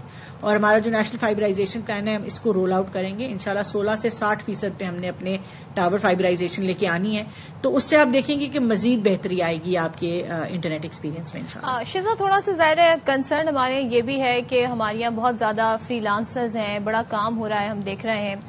ایسے میں کیا اس کی کاسٹ تو نہیں بڑھ جائے گی ایک عام صارف کے لیے؟ 5G کا حصول جو ہے کاسٹلی تو نہیں ہو جائے گا, اور کیا پیرالل 4G اویلیبل ہوگا یا اس کی بھی کاسٹ بڑھ جائے گی؟ دیکھیے, اگر میں دوبارہ سے یہ گزارش کرنا چاہوں گی کہ پاکستان کے اندر ابھی بھی, اور میں میجورٹی ممالک کے اندر, ایون ڈیولپڈ کنٹریز کے اندر, جو ایوریج یوزر کی ریکوائرمنٹ ہے وہ 4G پوری کرتا ہے. تو ہماری سب سے پہلی ترجیح ہے کہ 4G کی ایکسیس 100% ہو اور بہترین اس کا ایکسپیرینس ہو. 5G کے یوز کیسز جنرلی کم ہیں, زیادہ انڈسٹری میں کام آتا ہے, یا کسی نے ہائی کمپیوٹ کی کوئی کام کرنا ہے, کوئی گیمنگ انڈسٹری میں ہے, اس طرح کے لوگوں کے لیے جو ہے وہ 5G امپورٹنٹ ہوتا ہے. بٹ اوور آل جو ہے وہ 4G جو ہے وہ سفیشینٹ ہوتا ہے ایوریج یوزر کے لیے کسی بھی اپنے معاملے کو پورا کرنے کے لیے, گیون کہ اس کی اسپیڈ اور کوالٹی اچھی آ رہی ہے. تو 4G ڈیفینیٹلی کنٹینیو رہے گا. پہلے سال کے اندر ہم 5 شہروں میں 5G متعارف کرائیں گے, 4 صوبوں کے کیپٹلز میں, فیڈرل کیپٹل میں, اور پھر آگے بڑھتے بڑھتے ہم شہر اس کے امپروو کرتے جائیں گے. جہاں تک پرائسنگ کی بات ہے, دیکھیں پاکستان کے اندر اس وقت جو انٹرنیٹ ہے وہ سستے ترین انٹرنیٹس میں سے سمجھا جاتا ہے. ہمارا ایوریج ریونیو پر یوزر جو ہمارے ٹیلی کام کمپنیز کا ہے وہ $1 سے کم ہے, یا مشکل سے $1 ہٹ کرتا ہے کبھی کبھی, وچ اسینشلی مینس کہ ایوریج شخص سٹیزن جو ہے اس ملک کے اندر وہ $280 لگاتا ہے پورے مہینے کے انٹرنیٹ پہ. This is a very very low cost of internet across the region as well. اور اس کا کانسیکوینٹ یہ ہوتا ہے کہ جو کمپنیز ہیں ان کے ریونیوز امپیکٹ ہوتے ہیں. اب یہ اس میں بھی حکومت کا قصور نہیں ہے, آپس میں ان کی پرائس وارز کے اندر جو ہے یہ پرائسنگ اتنی کم سیٹ رہی. اب گورنمنٹ جو ہے وہ کسی بھی اور جو ہے مارکیٹ کی طرح مارکیٹ پرنسپلز پہ क्वालिटी के ऊपर, कंपटीशन के ऊपर प्राइसेस डिटरमिन इंशाल्लाह होंगी, और मुझे पूरा यकीन है कि इसके ऊपर जो मार्केट है वो अपना किरदार अदा करेगी और प्राइसिंग जो है वो रीजनेबल रहेगी और एक्सेसिबल रहेगी. हमारी as ministry, as government of Pakistan तो ख्वाहिश तो ये होगी कि हम सबको मुफ्त इंटरनेट दे दें, और अल्लाह ताला ने कभी हमें हमारे मुल्क में इतनी इकोनॉमिक कैपेबिलिटी दी तो हम कर भी देंगे, मगर आज जो है ये मार्केट प्रिंसिपल्स पे प्राइसिंग है, और इसके अंदर जो है वो गवर्नमेंट किसी भी किस्म का जो है वो, हाँ हम क्वालिटी पे पाकिस्तान टेलीकॉम अथॉरिटी जो है वो जरूर क्वालिटी के ऊपर, रोल आउट रेगुलेशंस के ऊपर, ऑब्लिगेशंस के ऊपर, लाइसेंस के जो ऑब्लिगेशंस हैं उसके ऊपर हम कड़ी नजर रखेंगे, ये इंश्योर करेंगे कि जो क्वालिटी ऑफ सर्विस है वो किसी भी सूरत डेप्रिशिएट ना करे, और प्राइसिंग में ये है कि फिर वो कंपटीशन कमीशन और उसके चैलेंजेस आते आपकी हैं. बातों से नॉट गोना लाए, थोड़ा थोड़ा लग रहा है कि ये पैसे इसके बढ़ने वाले हैं, 5G थोड़ा एक्सपेंसिव. नहीं, जरूरी नहीं है ये. मैं जैसे कि मैंने कहा कि डिमांड सप्लाई डिटरमिन करती है. जरूरी नहीं है कि 5G में कि आने से पैसे बढ़े, और हमारी कोशिश, और मैं आपको एक और बात बताऊं कि वज़ीर आज़म साहब का इतना ये एक अहम और मैं कहूंगी मजबूत फैसला था कि जस्ट बिकॉज ये इस तरह से ना हो कि जो कंपनीज हैं उनकी लिक्विडिटी कम हो जाए और वो एग्जॉर्बिटेंटली इंटरनेट महंगा कर दें, तो हमने स्पेक्ट्रम ऑक्शन इटसेल्फ उसकी कंडीशंस ऐसी रखी और प्राइसिंग ऐसी रखी कि आज जीएसएमए जैसा इदारा कहता है कि हम पाकिस्तान को दुनिया के लिए केस स्टडी बनाएंगे कि ये कितनी अच्छी जो है वो प्राइसिंग पे, ऑब्लिगेशंस पे, क्वालिटी ऑफ सर्विस जो है इतनी जबरदस्त पाकिस्तान टेलीकॉम अथॉरिटी ने spectrum advisory committee finance minister chair करते हैं, और वज़ीर आज़म साहब ने फोकस रखा कि हमने ग्रोथ के ऊपर फोकस रखना है. हमने इंश्योर करना है कि जो इसका बेनिफिट है वो बजाय इसके गवर्नमेंट जो है वो एक ही अपफ्रंट ले ले, इसका बेनिफिट हम पास ऑन करें कंज्यूमर के ऊपर. तो रोल आउट के लिए भी इन्वेस्टमेंट लिक्विडिटी हमने इंश्योर की है कि कंपनीज की रहे, और वही इंश्योर करेगा कि कंपनीज को ज्यादा प्राइस बढ़ानी ना पड़े. देखिए, आप भी जानते हैं, मैं भी जानती हूँ, ना हुकूमत चाहती है कीमत बढ़ाना, ना कंपनीज चाहती हैं कीमत बढ़ाना. हर कोई अपना बेचना चाहता है, अपना मार्केट करना चाहता है, और बट ये है कि क्वालिटी, अच्छी क्वालिटी जो है उसके लिए उसकी कॉस्ट होती है. कॉस्ट के अब कोई नेगेटिव कॉस्ट पे तो नहीं बेचेगा, बट हमने कोशिश पूरी ये की है कि हम प्राइसिंग ऐसी रखें कि सारा का सारा जो बेनिफिट है वो कंज्यूमर को पास ऑन हो, और कंपनीज को जो है वो मजबूरन कम से कम प्राइस इंक्रीज ना करें. तो शीजा, अभी तो ज़ाहिर स्पेक्ट्रम का मरहला तय हुआ है, ये कब तक अवेलेबिलिटी इसकी होगी फॉर पब्लिक यूज? 5G की बात करूं और 4G फुल फ्लैश तरीके से कब पब्लिक यूज कर सकेगी? What is the time frame? देखिए, यूज तो अभी हो रहा है, बट स्पेक्ट्रम की डिप्लॉयमेंट और इंफ्रास्ट्रक्चर के ऊपर उसको आते हुए टावर्स की अपग्रेडेशन करनी, नई टावर्स लगाने. आई थिंक जो 4G की आपको एक्सपीरियंस है वो 4 माह के अंदर आपको बेहतर फील होना शुरू हो जाएगा, और 5G बिल्कुल लिमिटेड हम पायलट जो है वो शायद अगले हफ्ते से शुरू कर दें, मगर जनरली इन 5 शहरों में जो है वो 6 महीने के बाद आपको 5 शहरों में ओपनली अवेलेबल, हमारी कोशिश है कि हम रोल आउट ऑब्लिगेशंस हमने ऐसी रखी हैं कि अवेलेबल हो जाएगा इंशाल्लाह. क्या बात है, thank you very much Fatima साहिबा, आपने आज एक बहुत अच्छी खुशखबरी हमें सुनाई और हमें तमाम तर प्रिसाइज डिटेल्स. 4 महीने बाद 4G जो है वो फुल स्पीड के साथ आप यूज कर सकेंगे. क्या बात है, मतलब ऐसा होगा कि मैं दिल में एक मैसेज सोचूंगा और वो खुद ही डिलीवर हो जाएगा अगले बंदे को. ये इसके लिए 5G वाले ऑप्शन पे आपको ये रफ्तार चाहिए लाइफ में. तो हम जाएंगे छोटी सी ब्रेक पे, हाजिर होंगे. ब्रेक काम आपने अभी कर दिया है तो हम ब्रेक ले लेते हैं और ब्रेक के बाद वापस आते हैं. वेलकम बैक वंस अगेन, और टाइम हो गया है जनाब 6:30, और अभी तक साइम जो है उन्होंने ये नहीं पूछा कि आज जी क्या हमारी रेसिपी है. तो साइम आप तैयारी पकड़े, क्योंकि आज की रेसिपी बड़ी चटखारेदार और क्या होता है मजेदार कि हम रोज रेसिपी के बाद ब्रेक लेते हैं, मैं भाग के जाके नीचे से वो रेसिपी पकड़ लेता हूं. आज ये ट्रेजेडी हो गई. पहले ब्रेक ले ली तो आज मैं पहले जाके ले आया हूँ. आज हमारी रेसिपी ये है अचारी तवा चिकन. क्या बात है. आज की हमारी रेसिपी है अचारी तवा चिकन.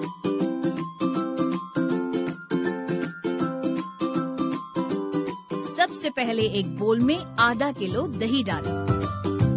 अब इसमें 2 चाय के चम्मच लहसुन अदरक का पेस्ट, 2 खाने के चम्मच लीमू का रस और 1 पैकेट अचार गोश्त मसाला शामिल करेंगे. इन सब अज्जा को अच्छी तरह मिक्स करें ताकि जायके यकजा हो जाएं. اب اس میں چکن کے پیسز ڈالیں اور اچھی طرح میرینیٹ کریں اور اچھی طرح میرینیٹ ہونے کے لیے 1 گھنٹے کے لیے رکھ دیں. اب توا گرم کریں اور اس میں آدھا کپ آئل ڈالیں. جب آئل گرم ہو جائے تو میرینیٹ کیا ہوا چکن توے پر ڈالیں اور درمیانی آنچ پر سنہری ہونے تک پکائیں.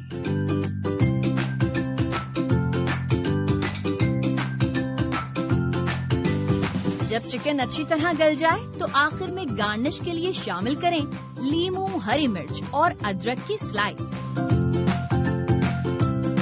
اب ڈش آؤٹ کریں اور اسے گرم گرم روٹیوں کے ساتھ سرو کریں. لیجیے تیار ہے آپ کا خوشبودار، مزیدار اور ذائقے دار اچاری توا چکن.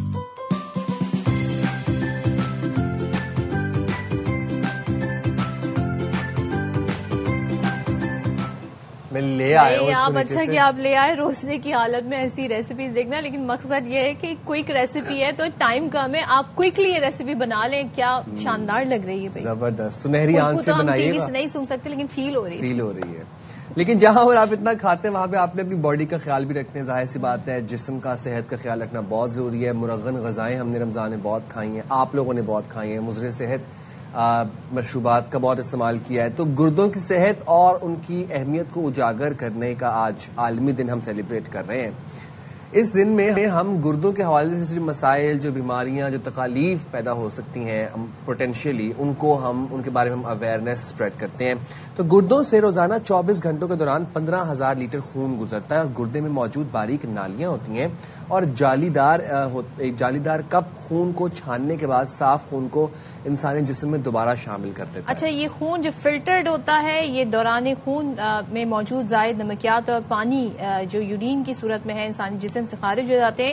لیکن اگر کسی ایک گردے کی کارکردگی متاثر ہو تو پھر زندگی کو خطرات بھی لاحق ہو سکتے ہیں. تو یہ خطرات کیا ہیں، ان سے ہم کیسے ٹائملی بچ سکتے ہیں، اس ساری صورتحال پر ہم بات کر لیتے ہیں. ہمارے ساتھ موجود ہیں associate professor nephrologist doctor Sarfraz Sarwar. Thank you so much doctor Sarfraz for joining us. سب سے پہلے تو ہم بتائیں کہ وہ بیسک اویئرنیس کیا ہے ہماری کڈنی ہیلتھ کے متعلق جو ہم سب کو ہونی چاہیے. دیکھیں، کڈنی جو ہے وہ ہمارے جسم کا جو 20% بلڈ جو آ رہا ہے ہارٹ سے، وہ کڈنیز کی طرف جا رہا ہے اور اس کو دن میں کئی دفعہ پورے بلڈ کو فلٹر کرتی ہے. اور جو بھی ہمارے باڈی کے اندر جو کیمیکل ریئیکشنز ہوتے ہیں ان میں جو بھی فضلہ پروڈیوس ہوتا ہے، نائٹروجن ویسٹ ہے، یوریا ہے، پوٹاشیم ہے، فاسفیٹ ہے، ان سب کو باڈی سے باہر نکالنے کا کام کڈنی پرفارم کرتی ہے. اس کے علاوہ جتنا پانی ہم پیتے ہیں، جو بھی ہم پیتے ہیں، اس کو بیلنس رکھنا اس کا، کہ جسم میں پانی زیادہ نہ ہو جائے اور جس میں پانی کم ہے تو اس پانی کو کس طرح کنزرو کرنا ہے، یہ سارا کام کڈنی کرتی ہے. تو یہ بہت امپورٹنٹ چیزیں. اس کے علاوہ جسم میں خون کے اندر جو تیزابیت ہے اس کو کنٹرول کرنا بھی کڈنی کا کام ہے. وائٹامن ڈی پروڈکشن بھی کڈنی کا کام ہے. اور بلڈ کی جو ہیموگلوبن ہے اس کی مقدار کو برابر رکھنا بھی کڈنیز کا کام ہے. اچھا، تو یہ ساری چیزیں جو ہے وہ یہ ساری اہم چیزیں جو ہے یہ کڈنیز کر رہی ہیں. اب اگر کڈنیز خراب ہوں گی تو یہ ساری چیزیں افیکٹ ہوں گی. بلڈ پریشر بڑھے گا کیونکہ پانی جسم میں زیادہ ہو جائے گا، سالٹ زیادہ ہو جائے گا، پوٹاشیم زیادہ ہو جائے گا، فاسفیٹ زیادہ ہو جائے گا. بلڈ پریشر بڑھے گا، جو یورین ہے وہ کم آئے گا تو سوجن ہوگی جسم پہ، پیروں پہ سوجن ہوگی، آنکھوں کے گرد سوجن ہوگی، سانس لینے میں مشکل ہوگی. اور ہیموگلوبن اگر پراپر نہیں ہوگا، خون کی مقدار برابر نہیں ہوگی تو ہمیں سانس پھولے گی، چلنے پھرنے کی ایکٹیویٹیز کرنے میں ویکنیس ہوگی، کمی کی صورت میں. اور یہ کمی کی صورت ہوگی اگر کڈنی صحیح کام نہیں کریں گی. تو یہ ساری چیزیں ہیں. اس کے علاوہ جب ہم پانی پئیں گے وہ پانی یورین کے ذریعے باہر نہیں نکلے گا تو وہ پانی جسم کے اندر رہ جائے گا، وہ بھی پانی ہمارے لیے تکلیف دہ ہو جائے گا، سوجن کا باعث بنے گا. تو یہ ساری چیزیں جو کڈنیز کر رہی ہوتی ہیں اور اگر کڈنیز کام نہیں کریں گے تو یہ علامات ہوں گی. بلڈ پریشر بڑھے گا. پانی ایکیومولیٹ ہوتا ہے باڈی کسی بھی پارٹ میں، کسی جوائنٹ میں ایکیومولیٹ ہو سکتا ہے، ہو جاتا ہے، کیسے ہوتا ہے؟ جو لوگ چلتے پھرتے رہتے ہیں، جن کا کام بیٹھنے کا زیادہ ہوتا ہے، ان کی ٹانگوں پہ پہلے سوجن آنی شروع ہوتی ہے. جو لوگ لیٹے زیادہ رہتے ہیں یا کم چلتے پھرتے ہیں، ان کے چہرے پہ اور کمر کے پچھلے حصے پہ سوجن آتی ہے. تو یہ ڈیپینڈ کرتا ہے کہ آپ کی فزیکل ایکٹیویٹی کتنی ہے. اکثر آپ نے دیکھا ہوگا کہ ہم سفر کرتے ہیں، بیٹھے رہتے ہیں زیادہ دیر ٹرین وغیرہ میں، تو بھی پیروں پہ سوجن ہو جاتی ہے، یا بسز وغیرہ میں وہ بھی سوجن ہو جاتی ہے. لیکن وہ سوجن ایسا ہوتا ہے جو چلتے پھرتے ہیں ٹھیک ہو جاتی ہے. لیکن کڈنیز کی وجہ سے سوجن ہوتی ہے उस सूजन के लिए हमें दवाइयाँ वगैरह लेनी पड़ती हैं, किडनीज को पुश करना पड़ता है, तब जाके वो निकलता है। लेकिन हम अपनी किडनी को अच्छे फंक्शन करने दें, उस पर इतना बर्डन ना डालें, ना ज्यादती की सूरत में, ना कमी की सूरत में, उसके लिए डाइट आई थिंक बड़ा इंपॉर्टेंट रोल प्ले करे। तो हम क्या करें, पानी का इंटेक क्या हो, कैसी डाइट इस्तेमाल करें जो हमारी किडनी के फंक्शन को अच्छा रखे? देखिए, किसी भी चीज़ की ज्यादती जो है वो भी नुकसानदेह है, कमी है वो भी नुकसानदेह है। तो हमारी किडनीज जो है वो, जैसे सर्दियों में मैं रिकमेंड करता हूँ कि सर्दियाँ हैं तो 4 से 6 ग्लास तक पानी अगर आप पूरे दिन में पी रहे हैं, डेट इज इनफ। और अगर गर्मियाँ हैं तो 8 से 10 ग्लास पानी पूरे दिन में पिए। इससे अगर ज़्यादा पियेंगे तो एसेंशियल मिनरल्स जो हमारी बॉडी में है, कैल्शियम वगैरह है, वो यूरिन के जरिए निकलेंगे बाहर। तो बहुत ज़्यादा पियेंगे, बहुत पानी पिए तो स्किन अच्छी होगी, स्किन ग्लो करेगी, ये गलत है। ये गलत है तासुर, क्योंकि बहुत ज़्यादा पानी पियेंगे तो जिसम में सोडियम कम हो जाएगा और ये कैल्शियम वगैरह भी यूरिन में वेस्ट होते हैं, ये भी वेस्ट होंगे। बहुत ज़्यादा पानी पीना जो है वो भी सही नहीं है। 8 से 10 ग्लास, अगर बहुत गर्मी में है, पसीना ज़्यादा निकला है तो 2 ग्लास और बढ़ा दीजिए, लेकिन 4 लीटर से ज़्यादा पानी पीना जो है वो सही नहीं है। अच्छा डॉक्टर साहब, ये जो बॉयज़ जिम जाते हैं और साथ में क्रिएटिन इस्तेमाल करते हैं, उनको कैसे क्रिएटिन इस्तेमाल करनी चाहिए? देखिए, क्रिएटिन करनी भी चाहिए कि नहीं करनी चाहिए? क्रिएटिन नहीं इस्तेमाल करें तो ज़्यादा बेहतर है। अगर कर रहे हैं तो बहुत सारे पानी के साथ उसको पिएं, या मतलब अपनी हाइड्रेशन स्टेटस बहुत अच्छा रखें, क्योंकि अल्टीमेटली आपकी किडनीज़ को उसको एक्सक्रीट करना है। अगर किडनीज़ को पानी ज़्यादा सा मिलेगा, वो उसके साथ उसको एक्सक्रीट करेंगी, तो वो किडनीज़ के जो छोटे छोटे फिल्टर, जैसे कि आपने बताया कि फिल्टर्स होते हैं, जालियाँ होती हैं, तो उनमें से आसानी से गुजर जाएगा। अगर पानी की मकदार जिसमें कम होगी तो वो जाके उन जालियों के अंदर रुकावट करेगा और अल्टीमेटली किडनी का काम कम हो जाएगा, यूरिन आना कम हो जाएगा और किडनीज फेलियर की तरफ चली जाएंगी। फेलियर जो आजकल किडनीज का फेलियर है वो बहुत कॉमन है। पहले हम सुनते थे कि पूरे किसी मोहल्ले में जो है किसी का डायलिसिस हो रहा है। जी जी। आजकल तो हम देख रहे हैं कि हर गली में किसी न किसी का डायलिसिस हो रहा है, 1 या 2 लोगों का, लोग जा रहे हैं डायलिसिस करवा रहे हैं, और ये बहुत ज़्यादा बढ़ रहा है। और ये सिर्फ पाकिस्तान में नहीं हो रहा है, पूरी दुनिया में किडनी के अमराज जो हैं वो बहुत तेज़ी से बढ़ रहे हैं। और अब कहते हैं कि लोग क्या हार्ट की वजह से शायद इतने लोग जान से नहीं जाते हैं जितने किडनीज़ की वजह से जा रहे हैं, डायलिसिस की वजह से जा रहे हैं। और हमारे मुल्क में भी बहुत ज़्यादा ये चीज़ बढ़ गई है। एक वजह तो उसकी ये भी है कि हमारा जो है वो खाने पीने का तरीका सही नहीं है। हम बहुत तेज़ी से जो है वो डायबिटीज़ डेवलप कर रहे हैं। पाकिस्तान इस वक्त फास्टेस्ट ग्रोइंग कंट्री है जहाँ पे डायबिटीज़ का नया डायग्नोसिस होता है। तो मतलब हमारी जो पॉपुलेशन है उसमें बहुत तेज़ी के साथ शुगर की बीमारी बढ़ रही है। और हमारे जो डायलिसिस पेशेंट्स हैं, 50% पेशेंट्स ऐसे हैं जिनको डायबिटीज़ होती है और डायबिटीज़ की वजह से किडनीज ख़राब हो जाती है, मोर देन 50%। तो बहुत बड़ी पॉपुलेशन है जो डायबिटीज़ तेज़ी से बढ़ रहा है, जो डायबिटिक होते जा रहे हैं। अब वो आपके डिफरेंट ऑर्गन को मुतासिर कर रहा है। डॉक्टर साहब, क्योंकि रमज़ान मुबारक का महीना है, आजकल हम हर कोई, चाहे वेस्ट हो, सब बता रहे होते हैं जी फास्टिंग के क्या फ़वाइद है। इंटरमीडिएट फास्टिंग लोग कर रहे हैं और हमारा तो ये महीना है थ्रू आउट रोज़ों का होता है। इसके क्या अच्छे असरात पड़ते हैं, लेकिन इसमें के साथ हम ज्यादती ये करते हैं। जैसे इफ्तार होता है, मशरूबात, तेल वाले पकौड़े, कार्बोनेटेड ड्रिंक्स, जी, ये सब शुरू हो जाता है, तो हम अच्छी चीज को फिर क्या माइनस कर देते हैं इन सब चीजों से? इसका ओवरऑल हमें बताइए। जी, आप बिल्कुल ठीक कह रही हैं। जब हम रोज़ा रखते हैं तो बेसिकली हम अपनी बॉडी को ओवरहॉल कर रहे हैं। वो सारे मैकेनिज्म जो हमारे चल रहे हैं, दिन में 3 दफ़ा खाना, 4 दफ़ा खाना, 5 दफ़ा खाना, हर थोड़ी देर बाद खाना, उसको हम रीसेट कर रहे हैं। पूरी बॉडी हमारी जो है ओवरऑल हो रही है। हमारी बॉडी जो है, आपने देखा होगा रोज़ा रखते हैं, शुरू में पूरे जिस्म में दर्द होता है, थकावट बहुत होती है, फिर आहिस्ता आहिस्ता बॉडी एडजस्ट हो जाती है, फिर आप एक्टिव हो जाते हैं। रोज़े में भी खाली पेट भी एक्टिव है। तो ये सारी चीज़ें बहुत इंपॉर्टेंट हैं। इसको इंटरमिटेंट फास्टिंग कहते हैं और रिलीजियस फास्टिंग कहते हैं। इसके बहुत अच्छे असरात होते हैं हार्मोन्स पे, जिस्म पे, खासतौर पे जब हम इफ्तार करते हैं, डिप्रेशन पे बहुत अच्छा इफेक्ट है इसका, मूड पे बहुत अच्छा इफेक्ट है। जब हम इफ्तार करते हैं, जो हमारे इफ्तार करने के बाद जो बॉडी को रिस्पॉन्स मिलता है कि हाँ कुछ रिवॉर्ड मिला है आफ्टर समथिंग, तो वो डोपामिन सिक्रीट होती है, वो रिवॉर्ड मिलता है, उससे डिप्रेशन बेहतर होता है, उससे मूड बेहतर होता है, उससे एंग्जाइटी कम होती है। फिर जब हम आगे उसको हम देखें तो जिस तरह हमारे जो लिवर है उसके अंदर सारा ग्लूकोज और ये सारी जो हम खाना खा रहे होते हैं वो सारा जाके जमा होता है। वो जब हम फास्टिंग कर रहे होते हैं तो वो सारी चीज़ें लिवर से निकलती हैं, यूटिलाइज होती हैं, बॉडी के अंदर आती हैं, कंज्यूम होती हैं वो। और जब हम इफ्तार करते हैं, जैसे आपने कहा कि वो बहुत सारी चीज़ें कार्बोनेटेड ड्रिंक्स वगैरह ले लेते हैं, तो ये पैटर्न हमारा सही नहीं है। हमें खाना चाहिए लेकिन थोड़ा थोड़ा वक्फे से खाना चाहिए और ऐसी ग़िज़ा खानी चाहिए जिसमें जो न्यूट्रिशियस हो, बजाय से कि डिलीशियस हो, न्यूट्रिशियस हो तो ज़्यादा बेहतर होगा। तो उसमें बेहतर है कि जिस तरह हमारा दीन हमें बता रहा है कि पहले खजूर खाएं, उसके बाद पानी पिएं, उसके बाद बेहतर रहता है कि फ्रूट्स वगैरह खाएं, जो ऑर्गेनिक चीज़ें हैं वो खाएं, उसके बाद फिर दिल चाहे तो थोड़ा सा पकौड़े वगैरह खा लें या समोसे खा लें, कम मिकदार में खा लें, लेकिन खाने के लेयर्स ना बनाएं, थोड़ा थोड़ा वक्फा दें।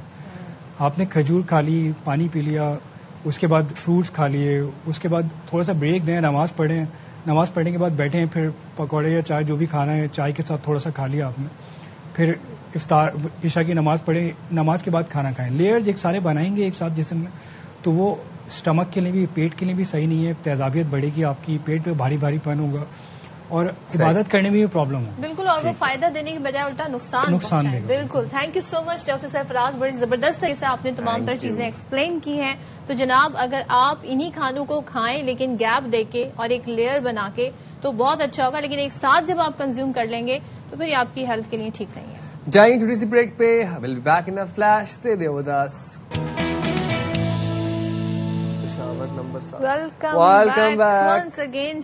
भी शॉपिंग की बात कर लेते हैं क्योंकि अब बस ईद सर पर है, बहुत सारे लोगों की शॉपिंग लास्ट तक रह जाती है, खासतौर पे मर्दों की शॉपिंग जो है वो आखिर में ही होती है। सही बिल्कुल ऐसे ही है, बिल्कुल। और जूता तो जो है वो बिल्कुल ही आखिरी दिनों में लिया जा रहा होता है। तो पेशावर में भी ईद की तैयारियां जोरों शोर से जारी हैं। पेशावरी चप्पल के बगैर जनाब ईद की नमाज और ईद का पूरा जो दिन का जो आउटफिट है वो मुकम्मल नहीं होता, कमीज, क्योंकि जाहिर सी बात है वो जूता पेशावरी चप्पल जो पहन के जाते हैं नमाज पढ़ने के लिए, पूरा ईद का आउटफिट होता है।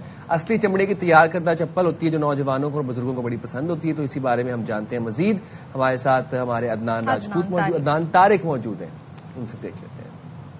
जी, पेशावर के छोटे बड़े तमाम बाजारों में जो है शहरियों का ईद की शॉपिंग के हवाले से खूब रश जो है वो बढ़ गया है। पेशावर की सबसे बड़ी पेशावरी चप्पल मार्केट में इस वक्त मैं मौजूद हूँ। जहांगीरपुरा नमक मंडी की ये मार्केट है जहाँ पर आप देखते हैं शहरी मर्द जो है वो दूर इलाकों से भी आए हैं और अपनी ईद की तैयारियों में मसरूफ है। मैं तो अब्ताबाद से आया हूँ बड़े दूर से पेशावरी चप्पल लेने के लिए। माशाल्लाह इनके पास काफी ज्यादा वैरायटी, बड़े अच्छे डिजाइन आए हुए हैं और इस दफा रेट जो है वो काफी अप दिखाई दे रहे हैं हमें, लेकिन फिर भी हमने तो लेना है। इस दफा ईद मनाएंगे इस पेशावरी चप्पल के साथ। वैसे भी क्या नाम है, हम तो सारा दिन अफजल में पैंट शर्ट पहने, एक ईद का दिन होता है, सब दोस्तों के साथ मिलजुल के अपने क्या ट्रेडिशन के हिसाब से लेने चाहिए और इसलिए क्या नाम है हम ये खरीदने के लिए चप्पल लेने में कॉलेज पालस कोहिस्तान से आया हूँ स्पेशली ये चप्पल लेने के लिए पेशावरी। तो इसमें इस तरह है कि बाकी चीजें तो ले ली हैं, वास्कट ले लिया है, कोट ले लिया है, लेकिन चप्पल रह गई थी, इस वजह से स्पेशली मैं यहाँ पेशावर आया हूँ। शहरियों ने ईद की तैयारी जो है वो भी करनी है। वेस्ट कोट के साथ साथ जो है शलवार कमीज कुर्ते के साथ पेशावरी चप्पल लाजिम और मलजूम है और पेशावरी चप्पल जो है उसकी मार्केट में बहुत ज्यादा जो है वो रश बढ़ गया है। जी, अगर आपने पेशावरी चप्पल अच्छी वाली को पहन के जा रहे हैं नमाज पढ़ने ईद की, तो और या आपको अपने अच्छे जूते पहन के जा रहे हैं, तो उनका बहुत ज्यादा ख्याल रखना है आपने ताकि वो उठाए ना जाए। हाँ, ये हमारे यहाँ बड़ा अलमिया है कि लोग जो है इस तरह की हरकतें बात करते है, हैं। लेकिन ये है। अच्छा जी, शॉपिंग पे हम बात कर रहे थे ये कि भाई आप लोग आखिर में जा रहे हैं तो काफी ज्यादा रश बढ़ जाता है, जरा ख्याल रखिएगा। और कहीं पर अगर सेल लगी हो, खुदारा ये जो सेल लगी होती है ना साइम, इसमें हम इतना रश देखते हैं, इसमें लोग एक दूसरे को धक्के दे रहे होते हैं, खासतौर पे हम देखते हैं जहाँ पे खवातीन मौजूद होती हैं। तो भाई कोई बात नहीं, अगर कोई ड्रेस मिस हो गया, कोई इशू हो गया, अक्सर बेशतर हम देखते हैं हम ज्यादा ही खर्च कर देते हैं सेल के नाम पे। ऐसे ही है। और साथ साथ टेलर्स हजरात से दरखास्त है कि प्लीज इस दफा आप लोगों को का फायदा ना उठाइएगा, कम टाइम का फायदा ना उठाइएगा, मुनासिब जो रेट्स हैं उसके ऊपर ही काम कर दीजिएगा, क्योंकि पहली आवाम बहुत परेशान है। 55 रुपए पेट्रोल बढ़ गया है और उसके बाद जिस तरह से एक महंगाई की लहर आई है, आवाम बहुत परेशान है। तो प्लीज सूटों पे आवाम को परेशान ना कीजिएगा, टाइम पे दे दीजिएगा। चलिए अपना ख्याल रखिएगा, दूसरों का भी ख्याल रखिएगा। हमें दीजिए इजाजत। अल्लाह हाफिज। पाकिस्तान जिंदाबाद।